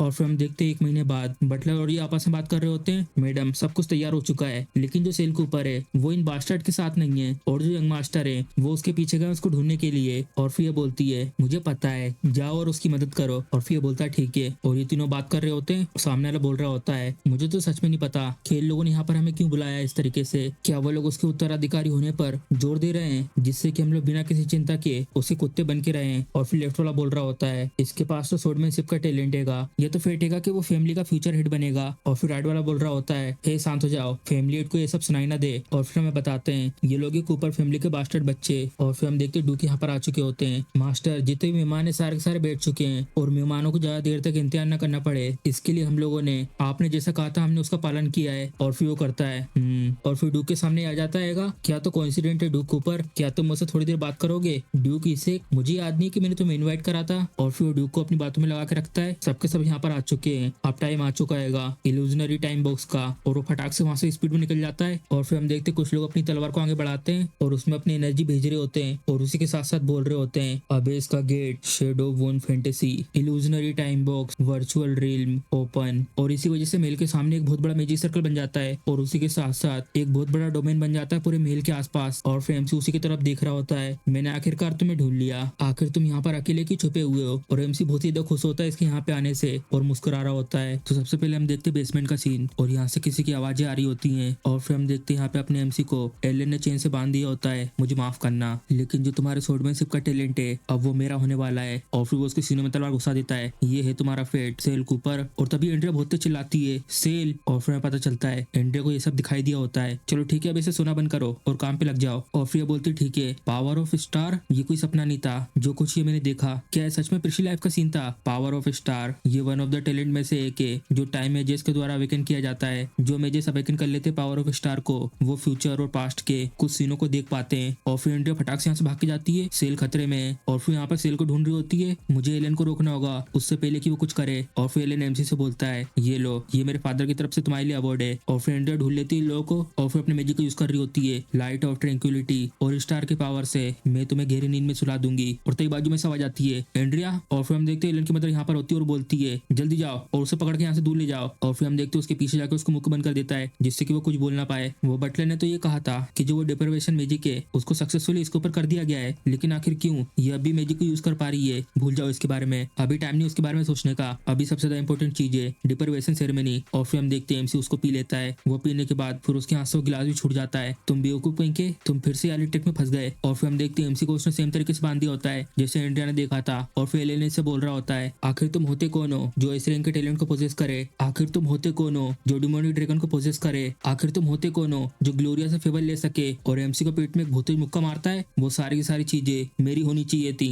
और फिर उसकी मदर पीछे से आके बोलती है चलो ठीक है एलेन, अपना टाइम बर्बाद मत करो इससे बात करने में, और चलो स्टार्ट करो उसको। ठीक है मदर। और फिर बटलर इसको डेगर देता है और बोलता है ये जो डेगर है इसको स्पेशली इसलिए बनाया गया है जिससे कि ये इसके इनविंसिबल बॉडी को चीर सके। बुरा नहीं है, मुझे माफ करना, लेकिन अब जो तुम्हारा स्वॉर्डमैनशिप टैलेंट है अब वो मेरा होने वाला है। मरो तुम कचरे कहीं के। और फिर डेगर लगने के बाद एमसी बहुत तेज चिल्ला रहा होता है हाँ ऐसी चिल्लाओ ऐसी रो, आज के बाद से मैं हूँ असली वर्दी हायर कूपर फैमिली का। मैं पोजेस करूंगा सबसे ज्यादा स्ट्रॉन्गेस्ट टैलेंट और एबिलिटी, और उसके बाद कोई भी खड़ा नहीं रह पाएगा मेरे सामने। और तभी हम देखते हैं एमसी कुछ नहीं बोलता और अचानक से एमसी बहुत तेज हंसने लगता है। क्या तुम किसी तरीके का खेल कर रहे हो क्या यंग मास्टर? और फिर लोग हैरान हो जाते हैं क्या। और फिर हम देखते हैं एमसी इस चेन से बंधा हुआ था, इससे वो अपने आप को छुड़ा लेता है। अपनी आंख खोलो और ध्यान से देखो। और तभी एमसी अपनी चुटकी बजाता है और फिर हम देखते हैं इनके आसपास का जो मैजिक था वो पूरी तरीके से गायब हो जाता है। और जितने भी लोग यहाँ पर आए थे सारे के सारे इस जगह पर होते हैं और सब लोगों ने ये सब कुछ देख लिया होता है। और ये लोग भी हैरान हो जाते हैं क्या बैंक्वेट हॉल, क्या ये लोग क्रेजी है ऐसा सोचने की ये लोग ऐसी चीज करेंगे और वो भी सब लोगों के सामने। मैंने तो ऐसा बिल्कुल भी नहीं सोचा था कि जो कूपर फैमिली का यंग मास्टर है वो इस तरीके का इंसान होगा।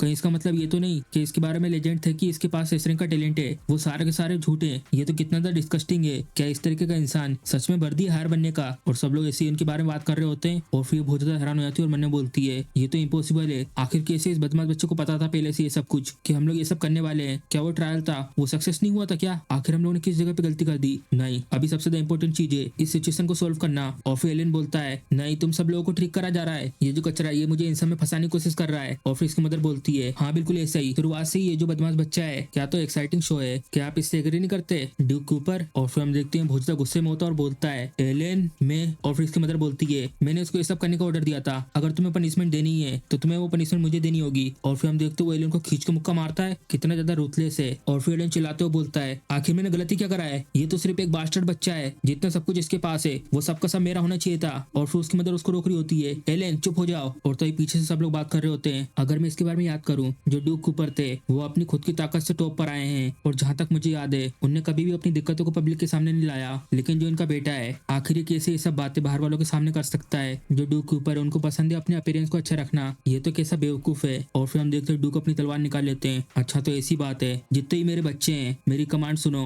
जो सक्सेसर कॉन्टेस्ट है वो आज से शुरू हो रहा है। सक्सेसर कॉन्टेस्ट, कहीं इसका मतलब ये तो नहीं? और फिर हम देखते हैं सबके सब तैयार हो जाते हैं, तो इसका मतलब अब हमारे पास मौका है फैमिली का हार बनने का और इसमें हम कोई भी तरीका यूज कर सकते हैं। यहाँ पे आप कोई भी रूल नहीं है, जो विनर होगा वो सब कुछ रखेगा। सबसे पहले मारो इस एलियन को। और फिर बहुत तेज हंस रहा होता है और बोलता है क्या ये है कि लेजेंडरी कूपर फैमिली स्पिरिट, ये तो सब लोगों से बहुत ज्यादा ऊपर है। आखिरकार मुझे ये सब आज फाइनली देखने का मौका मिला, लेकिन आखिर कैसे चीजें यहाँ तक पहुंच गई। लेकिन सबसे पहले हम दोनों फैमिली के बीच में जो एंगेजमेंट थी उसको कैंसिल करते हैं। मैं नहीं चाहता कि मैं अपनी सिस्टर की शादी ऐसे कमजोर इंसान से करूं। और फिर एमसी की तरफ देख के मैंने बोलता है जितना सब कुछ अभी यहाँ पर हुआ है वो सब कुछ हुआ है इल्यूजनरी टाइम बॉक्स के पावर की वजह से, इसमें कोई भी डाउट नहीं है। ये जो है वो इस बच्चे के साथ मिला हुआ था और सारे के सारे नोबल्स इस जगह पर रहेंगे। अगर जो है रूमर्स है वो रॉयल फैमिली तक पहुंच गए तो ये चीज कूपर फैमिली के लिए बहुत ज्यादा बुरी होगी। ये अच्छा रहेगा कि सबसे पहले अपने कदम पीछे करो और इससे तो फ्यूचर में निपट लेंगे, चिंता मत करो। मैं इसको लेकर रिक्वेस्ट भेज दूंगा किन के पास और सब कुछ उनको अच्छे से एक्सप्लेन कर दूंगा इस चीज के बारे में जैसा सोचा था कूपर फैमिली के हेड से। आप तो बहुत ज्यादा बुद्धिमान है। और तभी एमसी की तरफ तलवार करके बोलता है और तुम्हारे लिए बच्चे, तुम फाइट कर सकते हो हायर के टाइटल के लिए, लेकिन तुम कुछ भी ऐसा नहीं कर सकते जिससे कूपर फैमिली की रेपुटेशन पे चोट पहुंचे, नहीं तो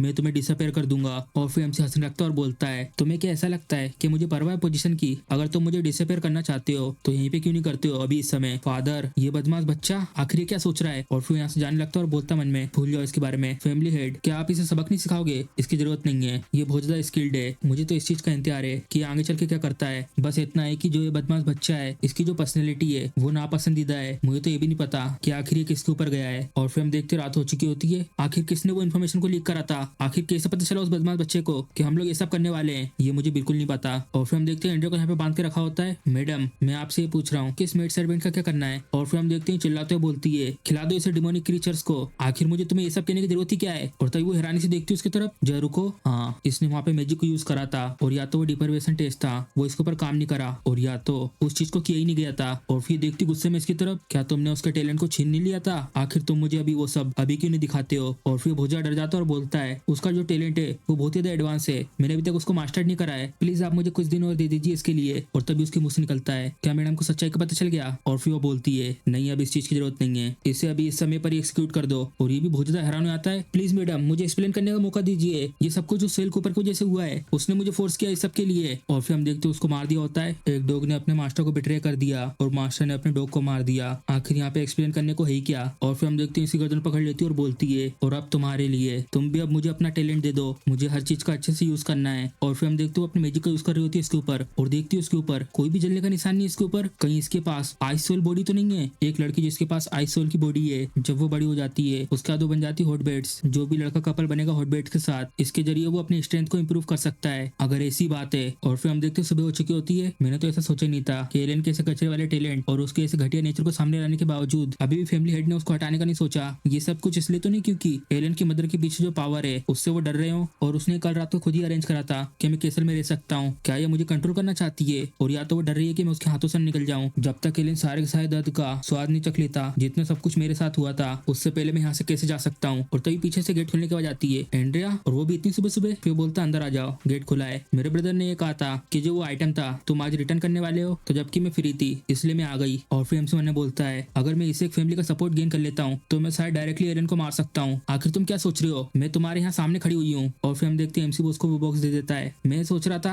एक ऐसी फैमिली जो बिल्कुल सेम लेवल पे हो कूपर फैमिली के, आखिर तुम्हें ऐसी चीज की क्यों इतनी ज्यादा चिंता है जो सिर्फ इल्यूजन ही बना सकती है, और वो भी इतनी स्ट्रिक्ट कंडीशन रखने के बाद। तुम क्या इसके बारे में जानना चाहते हो? मैं तुम्हें नहीं बताऊंगी जब तक तुम। और फिर मैंने बोलती है, वैसे भी कोई बिलीव नहीं करेगा इस लेजेंड के ऊपर, और वैसे भी शायद नोबल को इसके बारे में ऑलरेडी पता है, तो चलो मैं इसको यूज करती हूँ जिससे कि सेल कूपर के ऊपर मेरा एक फेवर रहे। और फिर हम देखते हैं एमसी उसके पीछे निकल जाता है और बोलता है, चलो तो फिर गुड बाय। और फिर बहुत ज्यादा गुस्से में होती है और बोलती है, सेल मैं तुमसे फाइट करना चाहती हूँ। और फिर एमसी बोलता है ओ। और फिर हम देखते हैं वो लोग आ चुके होते हैं एरिना में, और फिर अटैक करती है एमसी के ऊपर सबसे पहले। और फिर एमसी अपनी तलवार से उसकी तलवार को रोक देता है और एक पावरफुल झटका देता है जिससे उसकी तलवार पीछे हो जाती है, और उसी गर्दन पे तलवार रख के बोलता है, तुम फिर से हार गई, तुम तो बिल्कुल भी जेंटल नहीं हो, ये तुम हो जो चाहती थी कि मैं अपनी फुल पावर का यूज करूं। और जैसे कि हमारा एग्रीमेंट था, अब तुम्हें मुझे बताना होगा वो इल्यूजन टाइम बॉक्स के सीक्रेट के बारे में। एक्चुअली में ये सिर्फ एक लेजेंड है, किसी को इसके बारे में इतना पता नहीं है कि ये सच है या नहीं, किसी ने अभी तक ऐसा किया नहीं है। किस तरीके की लेजेंड। और फिर वो बताती है, लेजेंड के अनुसार अगर तुम्हें स्टार्स की पावर मिल जाती है और मास्टर कर लेते हो इल्यूजनरी टाइम बॉक्स को, तो उसके बाद तुम अपनी जिंदगी को सेक्रीफाइस करके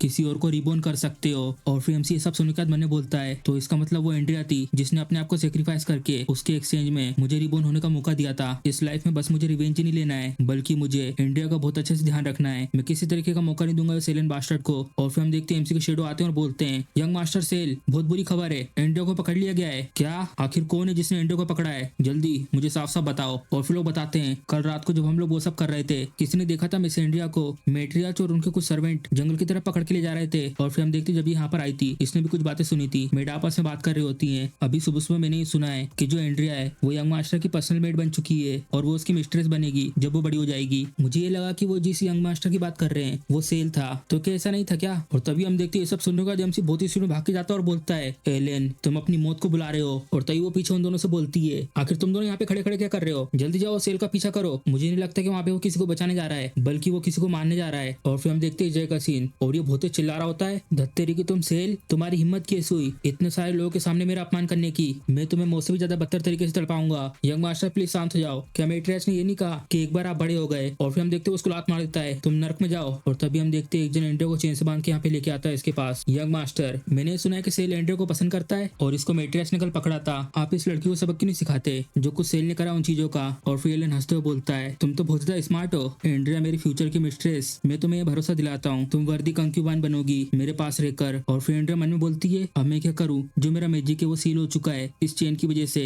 मैं यहाँ तो कुछ भी नहीं कर पा रही हूँ। सेल आखिर तुम कहाँ पर हो, प्लीज मुझे बचाओ। अभी जो तुम्हारी इस समय पे जो हालत है, मैं तो ये सोच रहा हूँ आखिर वो किस तरीके का चेहरा बनाएगा जब वो तुम्हें मेरे एक स्लेव के रूप में अपमानित होते हुए देखेगा। अपने फेट को एक्सेप्ट कर लो और बन जाओ मेरी मिस्ट्रेस। और तभी चिल्लाने की आवाज आती है, एलियन। और फिर हम देखते हैं एमसी आता है और भर के मुक्का देता है उसके गाल पे। और फिर एंड्रे भी खुश आती है यहाँ पे एमसी को आते देखकर, और तभी एमसी एलियन के पास जाके उसके अंडे फोड़ देता है और इसकी वजह से उसको बहुत दर्द होता है और एमसी उसको लगातार बहुत सारे मुक्के मार रहा होता है। फिर हम देखते हैं उसकी एक हड्डी एमसी तोड़ देता है। एमसी पूरी तरीके से कंट्रोल से बाहर हो चुका होता है, मेरी मदद करो, जल्दी जाओ और एलियन की मदद करो। और फिर एमसी उन सबको अपनी पावर से बहुत दूर दूर फेंक देता है। और फिर हम देखते हैं ये लोग भी यहाँ पर आ चुके होते हैं। यंग मास्टर, यहाँ पे कुछ ना कुछ गलत है। और पीछे फटाक से एंड्रिया के पास जाती है और फटाक से गर्दन में से निकाल देती है, जल्दी एंड्रिया, सेल फिर से डिमोनाइजिंग हो रहा है, सेल जाग जाओ, सब कुछ ठीक है एंड्रिया। और फिर हम देखते हैं उसके सर्वेंट फटाक से इसको अलग कर देते हैं, जल्दी से यंग मास्टर को यहाँ से अलग अलग ले जाओ। फिर उसकी मदर आके देखती है उसकी ऐसी हालत। सेल तुम बास्टर्ड कहीं के, इस तरीके से तुम अपने फादर को रिपे कर रहे हो जिनने तुम्हें इस केसल में लेके आया है। फिर एमसी अपने चेन में बंधी हुई तलवार को निकालता है और फिर ठीक उसकी तरफ बढ़ रहा होता है। आखिर तुम ये सब क्या कर रहे हो? और फिर हम देखते हैं एमसी अपनी तलवार से अपने हाथ में एक चीरा लगाता है और अपने खून को इसके सर के ऊपर डाल देता है। मैं सेल कूपर चैलेंज करता हूँ एलन कूपर को एक होली बैटल के लिए, और वो बैटल होगी जब तक हमें से कोई मर नहीं जाता। मैं किसी ऐसे को एग्जिस्ट नहीं करने दे सकता जो इंडिया के लिए खतरा है, कभी भी नहीं। जब एमसी ने एलन को चैलेंज किया था उसके 7 दिन बाद का सीन, और दोनों के दोनों आमने सामने खड़े होते एरिना में। मुझे इसकी उम्मीद नहीं थी कि 7 दिन लेट होने के बाद भी तुम भागोगे नहीं। और फिर हम देखते हो इस लड़ाई में आर्टिफैक्ट लेके आता है और बहुत सारी अंगूठियां पहना होता है। आखिर में कैसे ऐसे मौके को जाने दे सकता हूँ जिसमें मैं तुम्हारे जैसे बदबूदार कीड़े को कुचल सकूं। और फिर एमसी इस आर्टिफैक्ट की तरफ देख के बोलता है ये जो शील्ड है ये मुझे बेड फीलिंग दे रही है। और फिर आवाज आती है चलो तो फिर लड़ाई को ऑफिशियली शुरू करते हैं। Medusa petrification laser. और फिर हम देखते हो अपनी आंखों से हमला करता है और एमसी उसके हमले से आराम से बच जाता है। क्या मेड्यूसा बहुत सारे अटैक को डोज कर रहा होता है। और फिर एलन हंसते हुए बोलता है ये जो गोल्ड स्वॉर्ड मास्टर है ये तो सच में एक बंदर की तरह डांस कर रहा है। जो ऐसे शैडो होते हैं वो मुझे इम्यून नहीं करते हैं मेड्यूसा के अटैक से, क्योंकि जो ये अबनॉर्मल स्टेटस है जैसे कि प्यूरिफिकेशन इसको माना नहीं जाता एक डैमेज के रूप में। तो इसी वजह से यहाँ पे कोई भी ऐसा रास्ता नहीं है जिससे कि मैं इसे बदल सकूं शैडो ओथ में। मुझे कैसे भी करके इस शील्ड को डिस्ट्रॉय करना होगा। और तभी एलन बोलता है एमसी से सेल तुमने ये सोचा नहीं होगा ना, क्यों तुमने मेरी सोर्ड ऑफ परस्यूज को चुरा लिया लेकिन उसके बदले मुझे मिल गई मेड्यूसा की शील्ड। ये अंतर एक डेस्टिनी चाइल्ड और बगावत करने वाले के बीच। और तभी हम देखते हैं एमसी बहुत स्पीड में आता है इसकी तरफ और वो लेजर के अटैक लगातार चल रहे होते हैं। ये पूरी तरीके से यूजलेस है, तुम कुछ भी नहीं कर सकते यहाँ पर। और तभी एमसी छलांग मारता है ऊपर को और ये फटाक से बुलाता है मेड्यूसा को और वो ठीक उसके सामने जाती है और अपनी आंख खोलती है। और तभी एमसी एक स्लैश मारता है और वो सीधे जाके उस मेड्यूसा की आंखों में जाके लगती है। और फिर हम देखते हैं उस मेड्यूसा की वजह से एमसी की तलवार भी आधी पत्थर की हो जाती है। और फिर हम देखते हैं एमसी की तलवार भी धीरे धीरे अपने आप ठीक हो रही होती है। अपनी तलवार घुमाता है पीछे को और फिर इससे बोलता है मरो, और उसके ऊपर हमला करके आगे को निकल जाता है। और फिर हम देखते हैं इस हमले की वजह से इसकी एक अंगूठी भी टूट जाती है। मैं तो ऑलमोस्ट इसके बारे में भूल ही गया था। मैं अभी इस समय एक गोल्डन स्टाफ मैजिक हूँ और फिर एक ब्लैक मैजिक को यूज करता है एमसी के ऊपर। सब कुछ खा लो तुम बदले से भरी हुई सोल। और एलन का ये अटैक देखकर ये भी बहुत ज्यादा हैरान हो जाता है ये बास्टर्ड। और फिर इसकी बहन भी थोड़ी परेशान हो जाती है इसको ऐसे देखकर ब्रदर। और फिर बताता है ये एक ब्लैक मैजिक है और इस चीज को तभी अच्छे से सीख सकते हैं जब कामनर्स के हजारों सोलों को यूज किया गया हो जो लोग बहुत दर्दनाक तरीके से मारे गए हो। ब्लेड बताओ मुझे ये सब क्या चल रहा है, मुझे तुमसे एक्सप्लेनेशन चाहिए इस चीज को लेकर, मुझे नहीं पता। और आखिर ये मुझे इस नाम से क्यों बुला रहा है, ये मेरी फैमिली का सीक्रेट है। ड्यूक इसे प्लीज रिस्पेक्ट करो नोबल के ट्रेडिशन को। और फिर एलन हंसते हुए बोलता है तुम बेवकूफ हो इनके, तुम एक्चुअली में इनको डोज नहीं कर रहे हो तो ऐसी बात है, तुम्हें मजा आ रहा है इस दर्द में। और फिर हम देखते हैं एमसी उनको बीच में से काट के रख देता है और फिर हैरान होकर बोलता है ये काम नहीं कर रहा है, ये तो इम्पॉसिबल है। मैंने इस मूव को कम से कम 100 बार टेस्ट करा है, ऐसा कोई भी नहीं जो उसके मैजिक से बच सके और इसे करप्शन को अवॉइड कर सके। और फिर से यूज करता है तुम बाशट कहीं के नर्क में जाओ। और फिर हम देखते हैं वो सारी सोल एमसी के पास जाके उसको पकड़ रही होती हैं लेकिन वो सोल धीरे धीरे गायब हो रही होती हैं। इम्पॉसिबल, आखिर मेरे अटैक का इसके ऊपर कोई फर्क क्यों नहीं पड़ रहा। और फिर एमसी बोलता है तुमने बहुत ज्यादा कोशिश कर ली है तो चलो अब तुम मर सकते हो। और फिर एमसी एक स्लैश मारता है उसके ऊपर, तुम बेवकूफ, तुम मेरे शैडो हो, तुम ये सब कैसे कर सकते हो, तुम कैसे मुझे चोट पहुंचा सकते हो, ये चीज आखिर कैसे पॉसिबल है। धत्तेरी की, मैं इसके बारे में भूल गया था। जो उसके शैडो होते हैं वो दूसरे शैडोज के ऊपर अपने डैमेज को ट्रांसफर कर सकती है। और फिर लेने से बोलता है उन बास्टर्ड की जिंदगियों की तो तुम एक्चुअली में परवाह करते हो। और तभी वो एक स्टाफ निकालता है और फिर बताते हैं स्टाफ के बारे में, ब्लैक मैजिक लाइफ स्केप्चर, इसे तुम दूसरों की लाइफ फोर्स को खींच सकते हो और अटैक कर सकते हो टारगेट के ऊपर और जिसके ऊपर तुम अटैक कर रहे हो जब तक उसकी लाइफ फोर्स तुम्हारे द्वारा जो टोटल लाइफ फोर्स इकट्ठा की गई है अगर वो उससे कम है तो सामने वाला एक ही बार में मारा जाएगा। और ये जो टेक्निक है ये एक बहुत ही ज्यादा इविल ब्लैक मैजिक है। मुझे ये नहीं पता कि शैडोज का इसके ऊपर फर्क क्यों नहीं पड़ा लेकिन ये डेफिनेटली इस मैजिक से नहीं बच पाएगा। और फिर हम देखते हैं जितने भी शैडोज होते हैं वो इन सब की लाइफ फोर्स को खींच रहा होता है और फिर बोलता हंसते हुए अगर ऐसी बात है तो मैं इन लोगों की लाइफ फोर्स को यूज करूंगा इस मूव को दिखाने के लिए। और फिर हम देखते हैं सब लोगों की लाइफ फोर्स खींचने के बाद सबके सब कमजोर हो जाते हैं और धीरे धीरे गिरने लगते हैं। और फिर एंड्रे बहुत ज्यादा चिंता में आ जाती है और बोलती है आखिर ये सब क्या हो रहा है तुम लोगों के साथ। और फिर हम देखते हैं उसने बहुत सारी लाइफ फोर्स को इकट्ठा कर लिया होता है। क्या तुमने गिव अप कर दिया रेस्ट करना, क्या तो शेम की बात है, लेकिन मैं नहीं रोकूंगा उन बादशाहों को सजा देना। और फिर एमसी देखता है उसकी तरफ और तभी अपनी तलवार को जमीन में गड़ा देता है, मैं सेल मना करता हूँ तुम्हारे जैसा जानवर बनने से। और फिर हम देखते हैं एमसी एक टेक्निक यूज कर रहा होता है और उसके सोर्ड के आसपास बहुत सारे मैजिक सर्कल बन जाते हैं। ये एक फॉरबिडन मैजिक है, ब्लड फॉर्मेशन। और फिर हम देखते हैं एमसी के सोर्ड में से एक पावरफुल अटैक जाता है और उस अटैक से एलन की मैजिक स्टाफ भी टूट जाती है। और अपनी मैजिक स्टाफ टूटता देखकर ये भी बहुत ज्यादा हैरान हो जाता है। और फिर हम देखते हैं जितनी भी लाइफ फोर्स इनकी गई थी सारी की सारी वापस आ रही होती है। और तभी हम देखते हैं सरेना के ऊपर एक ड्रैगन उड़ता हुआ आता है और उस सरेना के ऊपर जो शील्ड लगी हुई थी उसको तोड़ते हुए अंदर को आता है और वो एमसी के पीछे खड़े होकर बहुत तेज धाड़ लगाता है, अपनी आखिरी सांसों का मजा ले लो एलेन क्योंकि अब ये तुम्हारी आखिरी सांसें होने वाली है। और फिर हम देखते हुए एमसी कंधे पे हाथ रख के बहुत तेज घुर्रा रहा होता है और उसके आसपास बहुत सारी आग घूम रही होती है। तो ये पता चल रहा है कि तुम भी बहुत ज्यादा गुस्से में हो। और ये तो उस ड्रैगन को देख के हैरान हो जाता है, एक ड्रैगन आर्मर, क्या वो लेजेंड्स वास्तव में सच थी। और फिर इसकी बहन बोलती है ब्रदर आखिर तुम ये किसके बारे में बात कर रहे हो। और फिर वो बताता है। ऐसा कहा गया है कि अगर ड्रैगन रेस अपनी भावनाओं को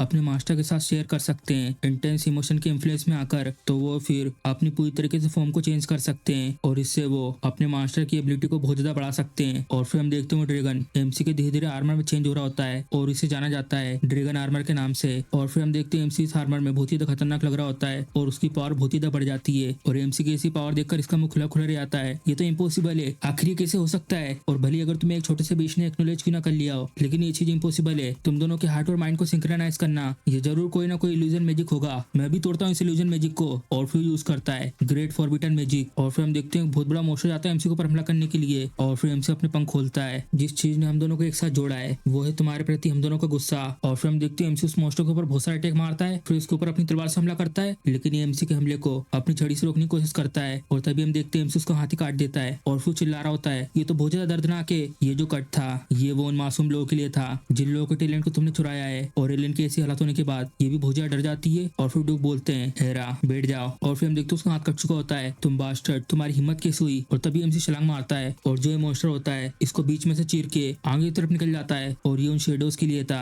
जो तुम्हारे और मेरे लिए मारे गए हैं। जितना भी तुमने इविल काम किया है पास्ट, प्रेजेंट और फ्यूचर में, एलियन अब तुम नर्क में जाओगे। और तभी हम देखते हैं एमसी की तलवार में एक बोल आकर टकराती है और फिर हम देखते हैं उसकी मदद ने इसको बचा लिया होता है। और तभी डुक चिल्लाते हैं, हेरा तुम ये सब क्या कर रही हो? ये मेरी कूपर फैमिली की सबसे ज्यादा डरावनी डुएल है। मैडम तो सच में एस रैंक की मेजे जो बहुत ज्यादा अद्भुत थी पास्ट में, लेकिन अनफॉर्चुनेटली जब उनकी शादी डुक ब्लेड से हुई उनको फिर उसके बाद कभी भी बैटल में नहीं देखा गया। मैंने तो ये सोचा नहीं था कि मुझे ये ऑनर मिलेगा। आज के दिन इनको लड़ते हुए देखने का। इनने एक्चुअली में मैजिकल आर्टिफैक्ट की मदद ली थी 8th रिंग के स्पेल को कास्ट करने के लिए, जिससे कि वो ये होली शील्ड बना पाए। तो कहीं इसका मतलब जो रूमर्स था कि जो मैट्रियार्च हैं वो इंजर्ड हो चुकी है मैजिक के बैकलेस की वजह से जब उन्होंने असेसन करा था फैमिली के पहले वाले हेड को, तो इसका मतलब जो रूमर्स थे उनको सच होना चाहिए। चलो अब देखो अब तुम शो को। और तभी हम देखते हो नोरिंग वाली व्हाइट मैजिक होली स्पेयर को समन कर लेती हैं और उनके आसपास से बहुत सारी बिजलियां निकल रही होती हैं। अगर मुझे ये पता होता कि तुम ऐसे मॉन्स्टर बनने वाले हो तो मैं तुम्हें तभी मार देती जब तुम एक बच्चे थे, लेकिन अब मैं ये गलती को आज सही करने वाली हूँ। आज तुम्हें मनना होगा। और तभी हम देखते हैं ड्यूक अपनी कोई पावर को यूज करते हैं, तुम सबके सब रुक जाओ। और फिर हम देखते हैं उस पावर को जैसे जो ये होली स्पेयर था वो भी टूट जाता है और एमसी का आर्मर भी पूरा तरीके से टूट जाता है जैसा सोचा था। साइलेंट सोर्ड सेंड ब्लेड से जो ये मूव है जिससे मैजिक को रोक देते हैं, ये तो सच में सिंपल इनविंसिबल है। और तभी वो इन दोनों के बीच में आ जाते हैं। कूपर फैमिली है वो तुम्हें यहाँ वेलकम नहीं करेगी, अपने लोगों को लो और यहाँ से निकल जाओ। और फिर एमसी फादर बोलने वाला होता है, पेट्रियार्च आप ये जरूर रिग्रेट करेंगे, मुझे इसे मानने दो, मेरी टेरिटरी से निकल जाओ इससे पहले कि मैं अपना माइंड चेंज कर लूँ। और फिर हम देखते हैं एमसी के साथ जितने भी लोग होते हैं सारे के सारे जा रहे होते हैं। और फिर हम देखते हैं जय का सीन और ये सबके सब यहाँ से निकल रहे होते हैं। इस एक फैमिली के हेड, आपको वहाँ से हमारे साथ निकलने की कोई जरूरत नहीं थी बच्चे, चलो सीधी बात करते हैं, क्या तुम सच में इंटरेस्टेड हो इस एक फैमिली को ज्वाइन करने में? और फिर हमसे बोलता है, ओ मिस्टर ह्यूग क्या आपको कोई दिक्कत नहीं होगी मैं जिसको फैमिली से निकाल दिया गया है, क्या आपका इरादा कूपर फैमिली के ऊपर वॉर डिक्लेयर करने का है क्या? और फिर एमसी की ये बात सुन के ये भी बहुत ज्यादा हैरान हो जाता है, मिस्टर ह्यूग हालांकि भले मैं आपकी फैमिली ज्वाइन नहीं कर सकता लेकिन मैं आपके साथ एक डील कर सकता हूँ। ओ आखिर किस तरीके की डील? और फिर एमसी बोलता है, जो किंग है वो बहुत ज्यादा बीमार है और जो वॉर नोबल्स के बीच में वो भी बहुत ज्यादा करीब है। अगर मैं सक्सेसफुली एंटर कर जाता हूँ इंपीरियल अकेडमी में तो वो सबसे पहले आप ही होंगे जिनको सबसे पहले लेटेस्ट न्यूज मिलेगी कैपिटल की तरफ से। तुम तो सच में बहुत ज्यादा कैलकुलेटिव हो, तुम ये चाहते हो कि मैं तुम्हारी मदद करूं इंपीरियल अकेडमी में तुम्हें एनरोल करने में, आखिर में तुम्हारे पर भरोसा क्यों करूं? और फिर एमसी मन बोलता है, जबकि मेरा जो स्वॉर्डमैनशिप का टैलेंट है वो इस रैंक का है, ये मेरा परफेक्ट टाइम होगा मेरे लिए मेरे ट्रम्प कार्ड को यूज करने का।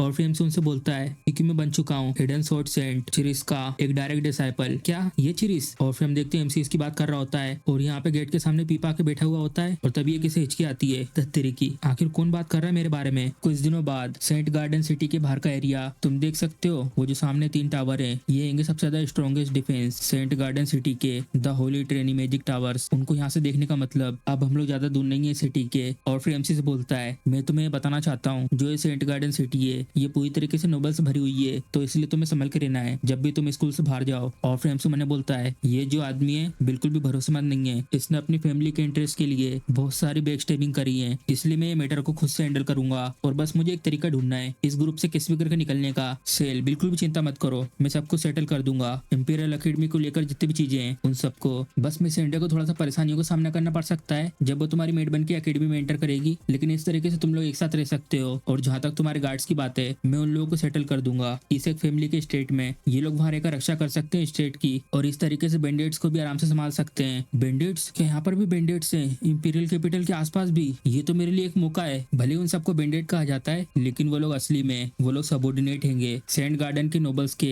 और वो लोग सच में परेशानी खड़ी करने वाले लोग हैं। और तभी एमसी बहुत ही स्पीड में निकल जाता है और बोलता है उन सबको मुझ पे छोड़ दो। तो फिर एंड्रिया के बारे में क्या, मैं आपको इसके लिए थोड़ा सा परेशान कर रहा हूँ, मिस्टर हुग आप उसे भेज दीजिए इंपीरियल अकेडमी के स्कूल ऑफ मैजिक में। और फिर इसको भी कुछ समझ में नहीं आता और बोलती है ब्रदर चलो सबसे पहले इसके सबऑर्डिनेट का ध्यान रखते हैं और उन्हें सेटल कर देते हैं मैनर में। तभी हम देखते हैं जंगल के अंदर का सीन और एमसी यहाँ पेड़ के दंगाल पे खड़ा होकर सामने की तरफ देख रहा होता है। एंजेला के अपने खुद के पिछली जिंदगी के अनुसार जब उसने अपनी पहले की जिंदगी के बारे में बताया था वो करीब इस समय 7 साल की रही होगी और उसको यहाँ पर सीक्रेट तरीके से बंदी बना के रखा गया था। ये जो बैंडेड का छुपने वाला एरिया है इस जगह पर उसके जो फादर हैं वो लगातार बहुत ज्यादा डेस्परेट होकर उसकी तलाश कर रहे हैं और इसके लिए वो कोई भी खर्चा उठाने के लिए तैयार है। अगर मैंने एंजेला को बचा लिया तो मैं सक्सेसफुली उनका डिसाइपल बन सकता हूँ। और तभी एमसी अपना आर्मर पहन लेता है और फिर हम देखते हैं एमसी पूरी तरीके से तैयार हो जाता है और एमसी की पावर इतनी ज्यादा होती है इस आर्मर को पहनने के बाद उसके वजह से उसके आसपास से बहुत सारी एनर्जी निकल रही होती है। और तभी हम देखते हैं उन बैंडेड्स को वो यहाँ पर ट्रेनिंग कर रहे होते हैं। तभी इस बैंडेड्स के ऊपर से एक परछाई जाती है और ये देखते ऊपर की तरफ एमसी बहुत ही फास्ट आता है और एक ही साथ इन सबको मार देता है। और फिर हम बताते हैं उस स्किल के बारे में, swordsmanship, inheritance first skill, flash of blood और शेडो। और तभी एमसी इन बाकियों की तरफ बढ़ जाता है और अपनी सेकंड स्किल यूज करता है ब्लड सरपेंट फ्रेंजी। और फिर एमसी इससे इन सबके ऊपर एक ही साथ हमला कर देता है और ये सबके सब बहुत ज्यादा हैरान हो जाते हैं इसको देखकर। और तभी उन सबको बॉस आता है एमसी पर हमला करने के लिए। आखिर किसकी हिम्मत हुई यहाँ पर आके इन सबको मारने की। और तभी वो अपनी तलवार से हमला कर देता है और एमसी उसको अपनी तलवार से आराम से ब्लॉक कर देता है। फिर हम देखते हैं एक तलवार टकराने के बाद ये घुटनों पर आ जाता है और तभी एमसी आता है ऊपर से कूद के swordsmanship, inheritance, third skill, blood shadow slash. और एमसी के मुंह से स्किल का नाम सुन के ये भी हैरान हो जाता है, ब्लड मैजिक स्वॉर्ड, तुम तो कूपर फैमिली से हो, क्या तुम्हें पता है कि हम लोग। तभी एमसी उसको कुछ कहने का मौका नहीं देता और उसकी एक ही बार में गर्दन काट देता है। एमसी ब्लड मैजिक का यूज करके अपने क्लोन्स बना देता है और एमसी को वो क्लोन इनके ऊपर हमला करने के लिए जा रहे होते हैं। मुझे कोई फर्क नहीं पड़ता कि तुम सब इविल बास्टर्ड लोग हो कौन। और तभी ग्रिफिन आता उड़ते हुए एमसी की तरफ और फिर उसके कंधे बैठ जाता है। आखिर कैसा रहा, क्या तुमने वो जगह ढूंढ ली जो मैंने तुम्हें कहा था, ले जाओ मुझे उस जगह पर। और फिर वो जाता सामने की तरफ उड़ते हुए एमसी को वो जगह दिखाने के लिए। और तभी एमसी यहाँ पर पहुंच जाता है और एक पत्थर को साइड में करता है और उस पत्थर को साइड में करने से यहाँ पर एक बड़ा सा पत्थर का गेट खुलता है। और फिर वो जल्दी से आता सीढ़ी से उतरते हुए। फिर हम देखते हैं यहाँ पे इस लड़की को कैद करके रखा हुआ होता है। क्या तुम अच्छे इंसान हो जो मुझे यहाँ पे बचाने के लिए आया है। और फिर एमसी बोलता है मैं यहाँ पर आया हूँ तुम्हें तुम्हारे फादर के पास ले जाने के लिए और मैं उनसे पूछना चाहता हूँ मुझे स्वॉर्ड टेक्निक सिखाने के लिए। और फिर एमसी मैंने बोलता है एंजेला ने पहले मुझसे ये कहा था कि वो बता सकती है कि कोई इंसान झूठ बोल रहा है या सच, और वो ये सब सेंस करके उसका असली मोटिव क्या है वो पता कर सकती है, भले वो काइंड हो या इविल। मुझे इसके सामने ऑनेस्ट रहना होगा। और फिर बहुत ज्यादा खुश आती है और एमसी की तरफ हाथ करके बोलती है तुम झूठ नहीं बोल रहे हो, चलो तो फिर चलते हैं। और फिर एमसी उसको गोदी में लेकर यहाँ से ले जा रहा होता है। तभी वो सामने की तरफ देख के बोलता है ऐसा लगता है कि हम लोग यहाँ से आसानी से निकल नहीं पाएंगे। उसके सामने एक बहुत बड़ा सा स्केलेटन होता है और फिर एमसी उसे यहाँ पे उतार देता है और बोलता है एंजेला जो तुम्हें ये बड़ा सा आदमी दिख रहा है बाहर ये बहुत ही ज्यादा स्ट्रॉन्ग है, मैं सिर्फ इसका अटैक को एक ही बार ब्लॉक कर सकता हूँ। जैसे मैं बाहर जाके इसके ऊपर अटैक करूंगा और इसकी अटेंशन जैसी मेरी तरफ होगी तो तुमसे जितना हो सके उतना तेज भागना यहाँ से, ठीक है। और फिर भी करती है और तभी एमसी इसकी तरफ देख के मैंने बोलता है जो पावर होती है 4 मीटर बड़े से स्केलेटन की वो बराबर होती है स्वॉर्ड सेंट से, और जो ये है ये पूरा 5 मीटर बड़ा है ड्रैगन। हम लोगों ने इस बार सच में अपनी जिंदगी को खतरे में डाल दिया है। एंजेला तैयार हो जाओ, चिंता मत करो बिग ब्रदर, मैं पूरी तरीके से तैयार हूँ। और तभी एमसी अपनी सांस छोड़ता है और बढ़ जाता है उसकी तरफ हमला करने के लिए। और तभी ये बहुत ही स्पीड में एमसी की तरफ हमला कर देता है और फिर एमसी उसके बड़े से हाथ को अपनी तलवार से रोक देता है। एंजेला अभी ये मौका है, भागो, ये चिल्लाते हुए यहाँ से भाग रही होती है। और फिर हम देखते हैं एमसी का आर्मर भी धीरे धीरे टूट रहा होता है। अभी भी इस ड्रैगन आर्मर में एक और मूव बाकी है और ये बिल्कुल परफेक्ट टाइम है इस चीज को टेस्ट करने का। Dragon armour release. जब ड्रैगन आर्मर को फोर्सफुली डीएक्टिवेट करते हैं जो ड्रैगन आर्मर स्टेट है वो आर्मर के अंदर बचे हुए मैजिक को उसी समय एक्सप्लोड कर देता है जिससे एक डरावनी शॉकवेव बनती है। और ये एक लाइफ सेविंग स्किल है, एक मामूली सा स्केलेटन कोलिजन वो रोक नहीं सकता मुझे मेरे रिवेंज के रास्ते से। और तभी वो स्केलेटन देख लेता है उसको वहां से भागते हुए और फिर एमसी बोलता है अभी इस समय मुझे बस एंजेला को इस सब से दूर रखना होगा। और तभी स्केलेटन एंजेला के ऊपर अटैक कर देता है और बोलता है मरो। और जहाँ पे एंजेला थी वहाँ पे एक बहुत ही धमाका होता है एंजेला। और फिर हम देखते हैं ग्रिफिन ने बचा लिया होता है उसके हाथ पकड़ के ऊपर को उड़ाकर। और फिर इसको बहुत ज्यादा दिक्कत हो रही होती है और तभी वो उसके हाथ से छूट जाती है और एमसी जल्दी से आता है उसको पकड़ लेता है। और तभी वो स्केलेटन लगातार बहुत सारे अटैक कर रहा होता है। इनके सामने एक गेट होता है और उस पर एक सील लगी हुई होती है धत्तेरी की। ये तो एक सील टाइप मैजिक है रहे हैं, मुझे कैसे भी करके सारे कोर को डिस्ट्रॉय करना होगा यहाँ से निकलने के लिए। लेकिन साथ में जो ये चीज मेरा पीछा कर रही है इसकी वजह से मेरे पास तो बिल्कुल भी टाइम नहीं है उस सारे के कोर को ढूंढने का। बिग ब्रदर जिस सारे कोर की आप बात कर रहे हो उसकी लोकेशन एक इम्पोर्टेंट एरिया में और बाकी जो लोग हैं उन लोगों को अलाउ नहीं हो जगह का एक्सेस। और फिर एमसी उसकी बात सुनने के बाद बोलता है हाँ वो ये वो, क्या तुम्हें पता है वो कहाँ पर है। और फिर वो सामने की तरफ उंगली करके बताती है जब वो कभी कभार मुझे बाहर निकलने देते थे यहाँ पर ऐसी 3 जगह थी, उसके आसपास जाने के लिए मुझे वो कभी भी अलाउ नहीं करते थे और उनमें से सबसे पास वाली जगह ये है, ठीक है। सबसे पहले यहीं चलते हैं। डैम, ये जो चीज है ये भले कितना भी स्ट्रॉन्ग की ना हो, लेकिन ये बहुत ज्यादा स्लो होएगा और ये अटैक करने के लिए स्केलेटन कैनन को यूज कर सकता है, वो भी दूर से ही। और तभी एमसी कूद के आता है इस गेट के अंदर। लेकिन अभी इस समय मैंने वो ड्रैगन आर्मर पहना हुआ नहीं है, अगर मुझे उसकी वजह से स्क्रेच भी लग गया तो मुझे बहुत ज्यादा सीरियस इंजरी हो सकती है। और फिर एमसी देखता है पीछे की तरफ, ये जो रूम है भले ये बहुत ज्यादा मजबूत है, लेकिन ये ज्यादा देर तक नहीं टिकेगा। और तभी हम देखते हैं इस जगह पर इसके अंदर एक धनुष रखा हुआ होता है। और फिर उसको देख के बोलती है, बिग ब्रदर जो ये धनुष है ये ऐसा लग रहा है कि ये मुझे बुला रहा है। और फिर एमसी बोलता है ठीक है चलो देखते हैं। और तभी एमसी अपनी पावर को यूज करके जो ये बॉल बनी थी इसको तोड़ देता है और वो धनुष सीधा उसके बाद इसके हाथ में आ जाता है। ये तो एक सिल्फ की ब्लेसिंग है। हाँ बिग ब्रदर, वो जो बड़ा मोस्टर है वो ऑलमोस्ट यहाँ पर आ चुका है, चलो यहाँ से चलते हैं अगली जगह की तरफ। और फिर एमसी बोलता है चलो ठीक है। और तभी हम देखते हैं स्केलेटन ये जगह को तोड़ के अंदर आ जाता है। बिग ब्रदर जो अगली जगह है बस वो सिर्फ आ गई है। और तभी एमसी आ जाता है इस गेट को खोल के, यहाँ पर ढूंढ लिया ये रही वो जगह। तभी हम देखते हैं यहाँ पे एक ब्लैक कलर की बॉल रखी हुई होती है और उसके आसपास एक मैजिक सर्कल बना हुआ होता है। इम्पॉसिबल, ये चीज तो ब्लैक कलर की बॉल पूरे स्केलेटन को ऑब्जर्व कर रही होती है। जिस भी मेज ने इस एरो को सेटअप करा है उसने ट्रिगर कर दिया है स्केलेटन के सेल्फ डिस्ट्रक्शन को। एंजेला, इस मूव को यूज करने के बाद मैं शायद अपना काबू खो दूं। अगर इसके बाद मैं तुम्हारे ऊपर अटैक करता हूँ तो तुम कोई भी तरीका ढूंढ लेना अपने आप को सुरक्षित करने के लिए, चिंता मत करो। एंजेला को भरोसा है बिग ब्रदर के ऊपर जो है ब्लड डोमोनिक मोस्टर होता है। ये भी पूरी तरीके से तैयार हो जाता है एमसी के ऊपर कंट्रोल करने के लिए। मैं सिर्फ इसी मूव को यूज कर सकता हूँ। Sword inheritance, fourth skill blood storm, और एक साथ बहुत सारे अटैक कर देता है एमसी उसके ऊपर। वो बॉल धीरे धीरे टूट रही होती है। एमसी के पीछे जो मोस्टर था उसने एमसी के दोनों हाथ पकड़ लिए होते हैं। बिग ब्रदर एमसी को ये कंट्रोल कर रहा होता है और बोलता है अब इस समय तुम मेरे हो। देखते हैं इंपीरियल अकेडमी के बाहर का सीन और यहाँ पर ये पीपा के बैठा हुआ होता है और यही है क्रिस जो है सबसे ज्यादा पावरफुल स्वॉर्डमैन। और एंजेला इसी की बेटी है जिसको एमसी बचाने के लिए गया था बैंडिट्स के पास। और तभी इसके सामने एक जना के झुकता और बोलता है, मेरे लॉर्ड वो डेथ ब्रिंगर सेकंड प्रिंस जा चुका है इस सिटी से, क्या हम लोगों को भेजो उसके पीछे फॉलो करने के लिए। और तभी हम देखते हैं नशे में उन्हें एटिंग कर रहा होता है और धीरे से अपनी आंख खोलता और बोलता है, क्या जो दूसरा सेंड्रू है वो चला गया सिटी के बाहर। और फिर हम देखते वो चला जाता है अपनी शराब की बोतल छोड़ के, जो मेरी शराब की बोतल है उसका ध्यान रखना, मैं जा रहा हूँ वहाँ पे खुद देखने के लिए और वापस आके इसे दोबारा पीऊंगा। और तभी वो उसकी बोतल को उठाता है और फिर हंसते हुए बोलता है, जो लोड है आखिरकार फ्री हो चुके हैं। और तभी हम देखते हैं बैंडेड वाले एरिया का सीन, वो ब्लड शेडो ने एमसी के ऊपर पूरी तरीके से कब्जा कर लिया होता है और सामने की तरफ आ रहा होता है। और तभी एमसी का जो ग्रिफिन ड्रैगन है वो एंजेला के सामने आकर एमसी को दूर रखने की कोशिश कर रहे होते हैं। और तभी हम देखते हैं एमसी पूरी तरीके से कंट्रोल से बाहर हो चुका होता है और अपनी सोर्ट से हमला कर देता है जमीन पर और उसका अटैक सीधे सामने की तरफ जाता है जिस जगह पे एंजेला खड़ी थी। लेकिन ग्रिफिन उसे जल्दी से ऊपर की तरफ उड़ा के बचा लेता है, लेकिन इस सब के बाद भी उसे चोट लग जाती है और एमसी की तरफ देख के उसका नाम ले रही होती है। और वो ब्लड डीमन जिसने एमसी के ऊपर कब्जा करके रखा है वो सीधे इसकी तरफ आ रहा होता है। और तभी एमसी का ड्रैगन आके इन दोनों के बीच में फायर अटैक कर देता है। ब्लड डीमन इसको देख लेता है और एक स्लैश मारता अपनी तलवार से इसके ऊपर। और तभी हम देखते ग्रिफिन यहाँ पर आ जाता है और यहाँ आकर इसको ये धनुष दे रहा होता है। और तभी इसको एमसी की बात याद आती है, एंजेला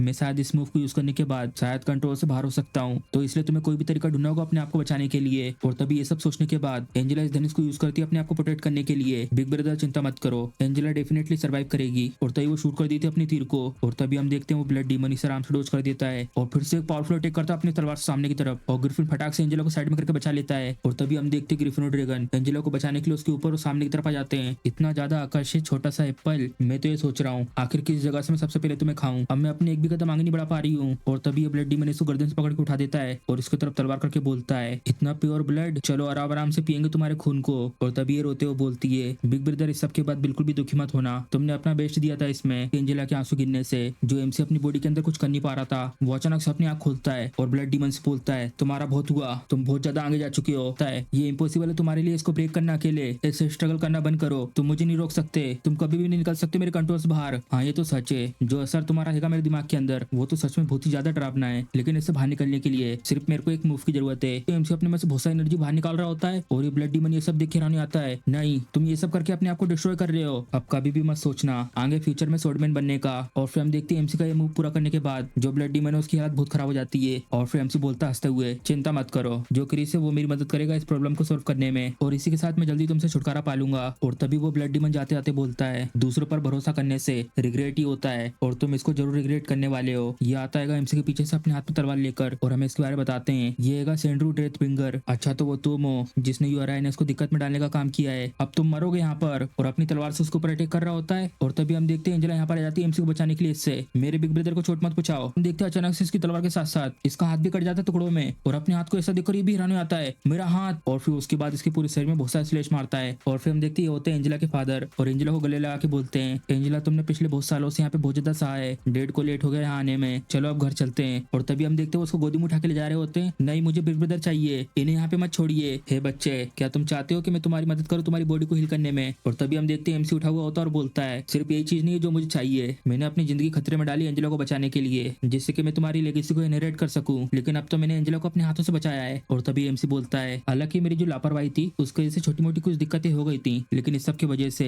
तुम सेकंड प्रिंस के कंट्रोल से बाहर हो पाए हो, यूं है ना। और फिर हम देखते वो सब होने के बाद 7 दिन बाद का सीन इंपीरियल अकेडमी में, और यहाँ अकेडमी के अंदर एंजेला के डेट के साथ एमसी भी जा रहा होता है। और फिर एंजेला के डेट क्रिस बोलते हैं, यहाँ तक कि जो अभी तुम्हारी बॉडी है वो अभी तक पूरी तरीके से रिकवर नहीं हुई है, और ये मैंने ऑलरेडी अनाउंस कर दिया पूरे नेशन में, ये कि वो तुम हो जो इनहेरिट करेगा मेरे टाइटल को फ्यूचर में, तो इसका मतलब मैं पब्लिक एनिमी बन चुका हूँ पूरे इंपीरियल अकेडमी का। और फिर क्रिस बोलते हैं, तुम ये कभी भी चूज कर सकते हो कि तुम्हें मेरा डिसेबल बनना है या नहीं। सब लोग इसके बारे में बातें कर रहे होते हैं। फिर जरा देखो तो ये वही है ना जिसने अपने खुद के भाई को मार दिया है, और यहाँ तक कि मैंने ये भी सुना है कि इसने अपनी पूरी फैमिली को मार दिया है, और यहाँ तक कि इसने सोर्ट्स एंड क्रिस को भी ट्रिक कर दिया है। और तभी एमसी ये सब सुनने के बाद बोलता है, मैं जो चाहता हूँ वो सिर्फ तुम्हारी लेगेसी नहीं, मैं उससे और भी ज्यादा कुछ चाहता हूँ। और जो है मामूली से स्टूडेंट्स के ग्रुप है, ये लोग बिल्कुल भी नहीं रोक सकते मेरी प्रोग्रेस को। तभी अचानक से एक जन अपनी सोट को लेके आता है एमसी के सामने, और एमसी भी ये देख के चौंक जाता है। और फिर हमें इसके बारे में बताते हैं, इसका नाम है विलियम, और ये एक कामनर स्टूडेंट है, और ये इंपीरियल अकेडमी के कॉम्बैट डिवीजन में पहले नंबर पर है, एक गोल्डन सोर्ड मास्टर। तुम विलन कहीं के जिसने चोट पहुंचाई है अपने खुद के भाई को, तुम तो एक नीच इंसान हो जिसने बहकाया है सोर्ड्स एंड क्रिस को। मैं विलियम चैलेंज करता हूँ आज तुम्हें डुएल के लिए। और तभी हम देखते हैं एमसी के पीछे लोग खड़े होते हैं, और इनमें से भी अजीब सी एनर्जी निकल रही होती है, इतना ज्यादा किलिंग इंटेंट जो सप्रेस नहीं हो रही इतने सारे लोगों के बीच भी। ये जरूर वही सेकंड प्रिंस होगा, वही सेंड्रो जो उन सब बैंडेट्स के पीछे था। क्या ये तुम्हारा प्लान है, यूज करना विलियम को सेंस ऑफ जस्टिस के रूप में, जिससे कि वो मुझसे छुटकारा पा सके जब मैं इंजर्ड हूँ? है अगर तुम्हारी हिम्मत नहीं एक्सेप्ट करने की तो चले जाओ क्रिस द सोर्ड सेंड को छोड़ के, और इसी के साथ अपने नोबल टाइटल को भी। तभी एमसी अपनी तलवार निकालता है और मन में बोलता है, विलियम मेरी पिछली जिंदगी में जब हम पहली बार मिले थे तो मुझसे हमेशा डुएल करते थे, मैंने बिल्कुल नहीं सोचा था कि मेरे रिइंकार्नेशन के बाद भी तुम अभी भी ऐसे ही रहोगे। चलो तो फिर इसे करते बिल्कुल पहले जैसे ही। मैं एक्सेप्ट करता हूँ तुम्हारे चैलेंज को, लेकिन अगर तुम हार जाते हो तो तुम मुझे अपनी पूरी इटर्नल लॉयल्टी दोगे। और आसपास में स्टूडेंट बोल रहे होते हैं, विलियम जाओ और मार दो इस लड़के को, सिखाओ इस लड़के को एक हार्श लेसन, और इसे ये बता दो कि जो इंपीरियल अकेडमी है ये कोई ऐसी वैसी जगह नहीं है जहाँ पे किसी भी गली के कुत्ते और बिल्ली एंटर कर सकते हैं। और तभी आगे बढ़ जाता है एमसी की तरफ अटैक करने के लिए। सेल अब लो मेरे इस हमले को,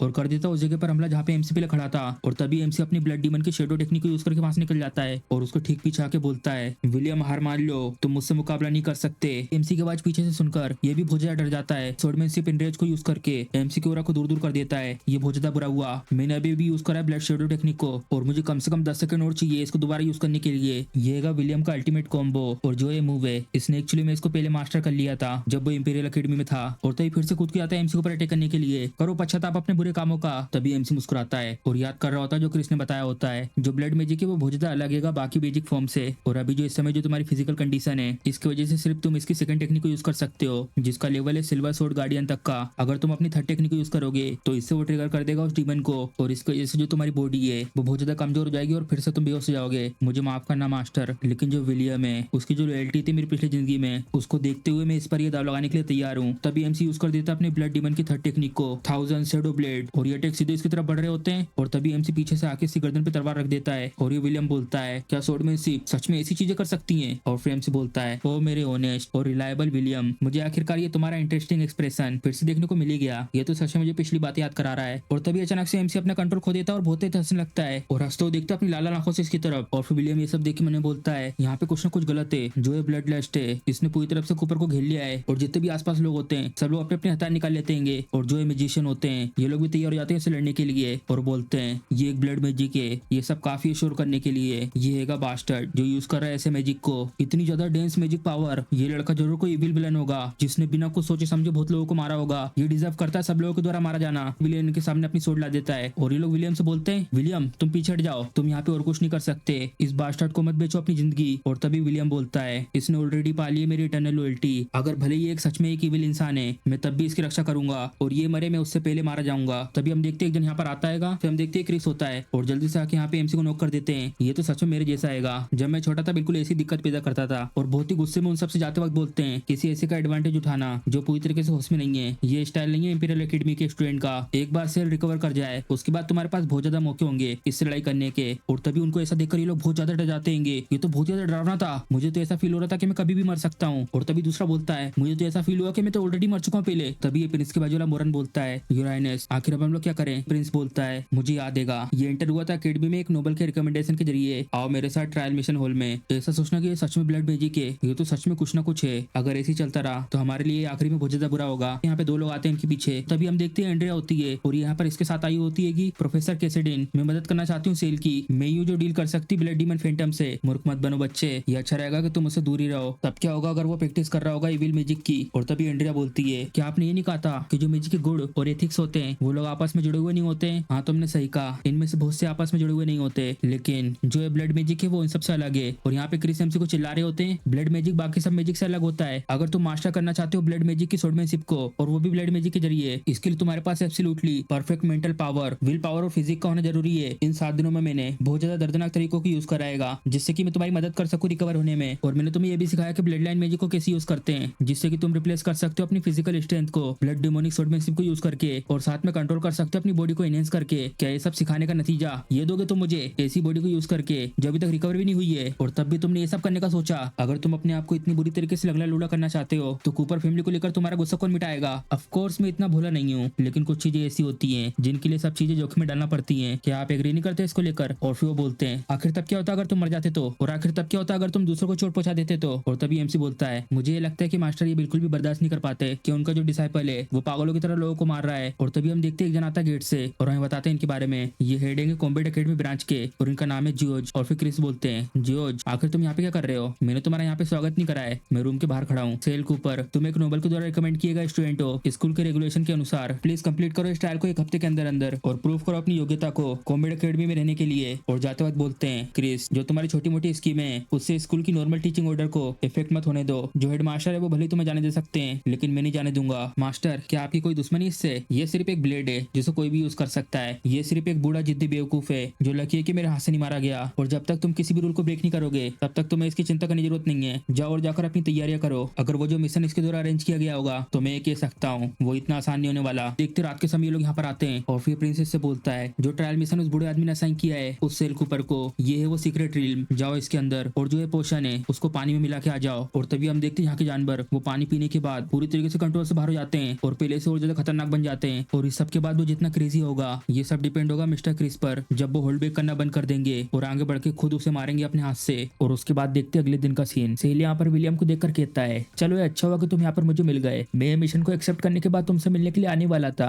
विलियम सेल को आगाह कर रहा होता है सेल मुझे ये डर है कि वाला मिशन इतना आसान नहीं होगा। हाँ मुझे ये पहले से पता है कि जॉर्ज पसंद नहीं करता मेरे मास्टर को, इसीलिए वो कुछ चीजें मेरे लिए मुश्किल बनाएगा। नहीं है सिर्फ इतना ही नहीं, अभी जो हालात चल रहे हैं वो बहुत ज्यादा कॉम्प्लिकेटेड है। सारे के सारे अभी इस समय लोग होल में इकट्ठा है, देख रहे हो तुम कितने सारे लोग हैं, और सामने जो मिशन दे रहा होता है वो जॉर्ज का डिसाइपल होता है फेलिक्स। बस इंतजार करो तुम तो यहाँ पे अपने आप को बेवकूफ बना लोगे। और हम देखते हैं ठीक सामने ग्लोरिया के साथ एंड्रिया भी होती है, वो सेल को अपनी तरफ बुला रही होती है हाथ हिलाते हुए, लेकिन सेल अपनी मुंडी हिलाकर एंड्रिया को इशारा देते हुए अभी मिलने से मना कर देता है। उसके बाद सेल यहाँ आता है फेलिक्स के पास, मैं यहाँ पर मिशन लेने के लिए आया हूँ, अपना नाम और इंस्टीट्यूट बताओ। मेरा नाम है सेल, इंस्टीट्यूशन ऑफ कॉम्बैट, मुझे माफ करना है इसके लिए। सीक्रेट रील में म्यूटेशन होने के कारण जो डिफिकल्टी है ट्रायल की वो बढ़कर डेंजरस हो चुकी है, तो इसलिए कम से कम टीम में 4 लोगों की जरूरत पड़ेगी। अगर ऐसी बात है तो इसे सोलो में चेंज कर दो एक नॉर्मल डिफिकल्टी के साथ। ऐसा अभी नहीं हो सकता, जो ठीक ठाक सोलो मिशन होंगे उन्हें अगले हफ्ते अनाउंस करा जाएगा, लेकिन जैसे अकेडमी के रेगुलेशन है सेल को 3 दिन के अंदर अंदर ट्रायल को कंप्लीट करना है, जब भी वो अकेडमी में एडमिशन ले सकता है। और कुछ स्टूडेंट बात करने लगते हैं सेल को यहाँ से भगाने की। सेल तो क्या करोगे अब तुम? इकट्ठा करोगे बाकी लोगों को और या तो सेफ तरीके से इस अकेडमी से निकल जाओगे। फेलिक्स आखिर तुम इससे इतनी बात क्यों कर रहे हो? अगर तुम्हारे बदले में होता तो मैं 3 दिन तक सब कुछ बनकर रख देता जिससे कि ये कोई मिशन एक्सेप्ट कर ही ना पाए। उन सब बैकग्राउंड में चिल्लाते हुए बच्चों के ऊपर कोई भी ध्यान नहीं दे रहा होता। सेल बोलता है फेलिक्स के पास आकर क्यों तुम्हें क्या ऐसा लगता है कि मुझे कोई टीम मिलेगी नहीं? फेलिक्स कहता है इससे मुझे कोई दिक्कत नहीं कि तुम्हें मिले या ना मिले, बस ये कि यहाँ पर कोई चाहता नहीं कि तुम इस अकेडमी में एंटर करो और या तो नौकर बन जाओ विलियम की तरह। सेल इसकी बात कुछ नहीं सुनता, सीधे सी गर्दन पे तलवार रख देता है। अगर मैंने टीममेट ढूंढ लिए तो मैं ये चाहता हूँ कि तुम यहाँ पे घुटने के बल बैठ के सब लोगों के सामने विलियम से माफी मांगो, उसे इस तरीके से शर्मिंदा करने के लिए। तुम्हारी हिम्मत कैसे हुई? भले तुम मुझे मार दो लेकिन ऐसे सोचना भी नहीं कि तुम मुझे घुटनों के बल ला सकते हो। सेल कहता है मैं तुम्हें मारूंगा नहीं, लेकिन तुम्हारे बारे में रिपोर्ट जरूर कर दूंगा, जो भी कुछ यहाँ पर हुआ है सब कुछ बता दूंगा अपने मास्टर को। क्या तुम्हें सच में ऐसा लगता है कि वो अपने डिसाइपल को बचाने के लिए कुछ करेंगे नहीं? फेलिक्स अपने ओरा को निकाल कर कहता है तुम्हें सबसे पहले अभी अपनी टीम को ढूंढने के बारे में सोचना चाहिए, ना कि यहाँ पे बात करने के बारे में। और यहीं पीछे से ग्लोरिया और एंड्रिया आकर कहती है अगर जरूरत है 4 लोगों की तो हम लोग तैयार है सेल की पार्टी को ज्वाइन करने के लिए, और बताते हैं अपने अपने नाम और इंस्टीट्यूट को। एंड्रिया का तो मैजिक होता है और ग्लोरिया का कॉम्बैट। सेल कहता है चलो अजीब सी आंखों वाले सीनियर, तुम्हें जितना टाइम लग रहा है नाम को रजिस्टर करने में उतना टाइम लो, लेकिन प्लीज इसके बाद घुटनों को बुलाने के लिए तैयार हो जाना। और पलट के जा रहा होता है यहाँ से। तुम मेरे लिए चीजों को मुश्किल बनाना चाहते थे, क्या तुम इस सब के लिए अपनी जिंदगी को दांव पे लगाने के लिए तैयार हो? और हम देखते हैं फेलिक्स यहाँ पर सबके सामने घुटनों को बल बैठा हुआ होता है और आसपास में स्टूडेंट बातें कर रहे होते हैं। आखिर कोई ऐसा कैसे कर सकता है। जिससे सोचा था ये तो एक विलन हैगा। सीनियर फेलिक्स तो यहाँ पर बस रूल को फॉलो कर रहे थे और यहाँ पर एसेल मास्टर क्रिस का नाम यूज करके दूसरे लोगों को बुली कर रहा है। और उसके बाद यहाँ पर ये चारों के चारों जा रहे होते हैं। विलियम कहता है सेल एक्चुअली में तुम्हें मेरे लिए इतना ज्यादा करना नहीं चाहिए था। सेल इससे कहता है विलियम इस चीज का बिल्कुल ध्यान रखना, जब तक हमने कुछ गलत न करा हो तो इनके जैसे कचरों को ज्यादा ऊपर चढ़ने नहीं देना चाहिए। और मैं सेल कभी भी कुछ गलत नहीं करता। उसके बाद यहाँ फेलिक्स की तरफ देखते हैं, वो अभी भी घुटनों के बल ही होता है और बहुत ज्यादा गुस्से में होता है। मास्टर मैं वहां जाकर उसे खुद पर्सनली मारूंगा। इसके मास्टर कहते हैं तुम्हें अभी इस समय रूल फॉलो करना है, लेकिन फेलिक्स आज जो कुछ भी हुआ है, जितनी भी बदनामी तुम्हें फील हो रही है, उसको अपनी ताकत बना लेना। इसी तरीके से तुम उसकी जिंदगी ले सकते हो ग्रिम रीपर बनके। ठीक है मास्टर। उसके बाद देखते हैं मलेशिया के घने जंगल का सीन और ये चारों के चारों इस पोर्टल के जरिए उस जगह पर जा रहे होते हैं। यहाँ अंदर आने के बाद विलियम बता रहा होता है ये एक घना जंगल मलेशिया एक एंशिएंट सोर्सरर है जिसकी इनहेरिटेंस यहाँ पर छुपी हुई है, लेकिन अकेडमी के पास सीक्रेट रूम 100 साल से होने के बाद भी जो रूमर से इनहेरिटेंस के बारे में उसको अभी तक किसी ने भी ढूंढ नहीं पाया है। इस घने जंगल से निकलने का सिर्फ एक ही रास्ता है और वो है पहाड़ के ऊपर बनी हुई झील पर। और इस पहाड़ का सबसे ज्यादा खतरनाक एरिया उसके नीचे वाला हिस्सा। जैसे जैसे तुम पहाड़ के ऊपर जाते जाओगे जो मॉन्स्टरों का डेंजरस लेवल है वो धीरे धीरे कम होते जाएगा। और ये जो इतना सारा धुआं दिख रहा है जंगल के आसपास, ये एक पॉइजन है। ये इतना ज्यादा डेंजरस है कि यहाँ तक कि गोल्डन स्टाफ का मेज भी पूरी तरीके से अपनी कॉम्बैट पावर खो देगा 6 घंटे के अंदर अंदर। सेल के तहत सामने की तरफ से कोई आ रहा बैटल करने के लिए तैयार हो जाओ। और सामने की तरफ देखते ये लोग आ रहे होते भगते हुए और उनके पीछे बहुत सारे कीड़े मकोड़े लगे हुए होते हैं। विलियम इन कीड़ों को देखकर जल्दी सामने आ जाता है। ये यहाँ इस जंगल में रहने वाले ऐसे कीड़ों का झुंड है जिनसे पीछे छुड़ाना बिल्कुल भी आसान नहीं होता। अगर हमें इनसे बचना तो इनके रास्ते को ऐसे खुला छोड़ दो। ये लड़की जो भाग रही होती है उन सब कीड़ों से वो बताती है ये सब करना किसी काम नहीं आएगा। हम लोग यहाँ पे 20 मिनट से भाग रहेंगे और 5 बार लगातार डायरेक्शन भी चेंज कर लिए, लेकिन इन लोगों ने हमारा पीछा नहीं छोड़ा। और इसी बीच उन कीड़ों से लड़ने के लिए एंड्रिया ट्रांसफॉर्म हो जाती है फेट कैट हु। विलियम ये सुनकर कहता है फेट कैट हु आखिर ये किस तरीके का मैजिक है। और ये तीनों लोग जो उन कीड़ों के झुंड से बच के भाग रहे थे वो सबके सब आ जाते हैं इस बैरियर के अंदर। सेल कहता है तुम लगातार ऐसी 20 मिनट से भागते रहे, लेकिन तुम्हारे में इतनी हिम्मत नहीं आई कि तुम तलवार निकाल के उनसे लड़ना शुरू कर दो। क्या तुम लोगों को जीनियस की नई वर्दी भी है? और यूज करता अपने ब्लड सरपेंट को। सेल का जो ब्लड सरपेंट वाला अटैक होता है वो लाइन से इन सब कीड़ों को एक एक करके खत्म करता निकल जाता है। इन सबको मारने के बाद तो मेरा ब्लड बना तो बूस्ट ही नहीं हुआ जैसा सोचा था। ये सब के सब ऐसी वर्थलेस क्रीचर थे। जो लड़की इन सबसे बच के भाग रही होती वो कहती है आखिरकार अब हम लोग बच गए। सेल कहता है क्या तुम्हें शर्म नहीं आ रही कि तुम अपनी एनिमी की मदद से बच गई हो? तुम्हारे जैसे एक गांव वाले के पास तो किसी भी तरीके का सेंस ऑफ टेस्ट नहीं है। एक बास्टर्ड जिसके पास ना ही कोई टाइटल है और ना ही किसी भी तरीके की जगह। क्या तुम्हें सच में ऐसा लगता है कि कोई भी नोबल तुम्हें एनिमी समझेगा? तुम उन लोगों के सामने कुछ भी नहीं हो, बस मनोरंजन की चीज हो। अगर तुम्हारे पास अभी भी कोई थोड़ा सा सेंस बचा हुआ है तो मुझे यहाँ से एस्कॉर्ट करके ले चलो और फिर मैं शायद तुम्हारे लिए एक पोजीशन को छोड़ दूं। और इतना बोलने के बाद आसपास देखकर चौंक जाती है आखिर ये सब चीजें क्या है? ग्लोरिया कहती है मोस्टर शायद उन कीड़ों की वजह से आकर्षित हो गए होंगे। विलियम बोलता है सबके सब संभल के रहना, ये जो मोस्टर अपने तरफ आ रहे हैं इनमें कुछ ना कुछ तो अजीब है। और हम देखते हैं उस धुएं के पीछे से आते हुए इस पंजे को और सामने आके बहुत तेज घुर्राता है। सेल कहता है बिल्कुल भी मैटर नहीं करता कि ये मोस्टर कैसे भी क्यों ना हो, मुझे बस एक चीज करनी और वो है इन सबको एक एक करके मारना। और वो मोस्टर अटैक कर देता है जहाँ पे सेल खड़ा था। सेल वहां से ऊपर कूद के उसके अटैक को डोज कर देता है और हमें बताते हैं जो कूपर फैमिली की स्वॉर्डमैनशिप है ब्लड डीमन, वो एक ऐसी टाइप की स्वॉर्डमैनशिप है जिसके लिए ब्लड मैजिक की जरूरत पड़ती है उसको यूज करने के लिए। और क्योंकि ये फिजिकल स्ट्रेंथ को छोड़ के मैजिक को यूज करती है जिसकी वजह से ये जो स्वॉर्डमैनशिप है ये बहुत ज्यादा बिजार और इसको प्रेडिक्ट करना बहुत ज्यादा मुश्किल हो जाता है। और जो इसको यूज करने वाला होता है उसको अगर अपने ब्लड मैजिक को इंक्रीज करना है अपनी बॉडी को बिल्कुल वॉरियर की तरह ताकतवर बनाने के लिए तो उन्हें इसके लिए लगातार मोस्टर को मारते रहना होगा। और मोस्टर को मारने के बाद उनके ब्लड को यूज करना, कंट्रोल करना, अब्सॉर्ब करना, ये ब्लड को और ज्यादा इवॉल्व कर देता है। इसे ही कहते हैं ब्लड मैजिक। और ब्लड मैज अपनी प्रोग्रेस को स्पीड में बढ़ा नहीं सकता उनकी कमजोर बॉडी होने की वजह से, लेकिन जो ब्लड स्वॉर्डमैन होता है उसके पास ऐसी कोई भी वीकनेस नहीं होती। भले कितना भी मैजिक क्यों ना हो ब्लड के अंदर, जो टेक्निक है ब्लड डीमन स्वॉर्डमैनशिप की ये लगातार ब्लड स्वॉर्डमैन को और ज्यादा ताकतवर बनाती जाएगी। लेकिन इसमें सिर्फ एक ही दिक्कत रह जाती है और वो है उस ब्लड के अंदर रहने वाला मेलेस जो लगातार बढ़ता रहेगा बॉडी के अंदर एक इटर्नल डीमन फैंटम की तरह। ये एक ऐसा कर्स है जिसको सिर्फ वही लोग सरपास कर सकते हैं जिनके अंदर की विल बहुत ज्यादा मजबूत है। एंड्रिया सेल की चिंता कर रही होती है। सेल क्या तुम ठीक हो? सेल कहता है इन मोस्टरों की तरफ आते हुए चिंता मत करो, साथ में मास्टर क्रिस के रेगुलर चेकअप की वजह से जो मेरे पावर को कंट्रोल करने के ऊपर ध्यान रखते हैं, तो ऐसे छोटे मोटे मोस्टरों के सामने आखिर क्यों दिक्कत होगी मुझे। और सेल उसके बाद थोड़ा देर तक खड़ा रहता है, तभी सेल अचानक से कंट्रोल से बाहर हो जाता है। बहुत सारे उसके पास से एरो आते हुए इस बैरियर में आके लगते हैं। ग्लोरिया कहती है ये तो उस टाइम की तरह लग रहा है जैसा वो ड्रैगन की गुफा के अंदर था। एंड्रिया बताती है नहीं, ये थोड़ा सा अलग है, इस बार जैसा फील हो रहा है। उसी के बाद ये लड़की कहती है आखिर इस चीज के बारे में बात ही क्या करना, जो लोग यूज करते हैं ब्लड मैजिक को उन सब लोगों का आखिरी में अंत ऐसे ही होता है, सबके सब ऐसी पागल हो जाते हैं, ये तो एक कॉमन नॉलेज है। और एंड्रिया यूज कर रही होती है अपनी मैजिक को सेल के ऊपर। स्टारलाइट प्लीज कंबाइन करो मेरे लिए स्टारलाइट टेक्निक को। मैंने कहा ना ये सब कुछ किसी काम नहीं आएगा, ऐसी टेक्निक को यूज करना किसी ऐसे के ऊपर जो बिल्कुल अब पागल हो चुका है।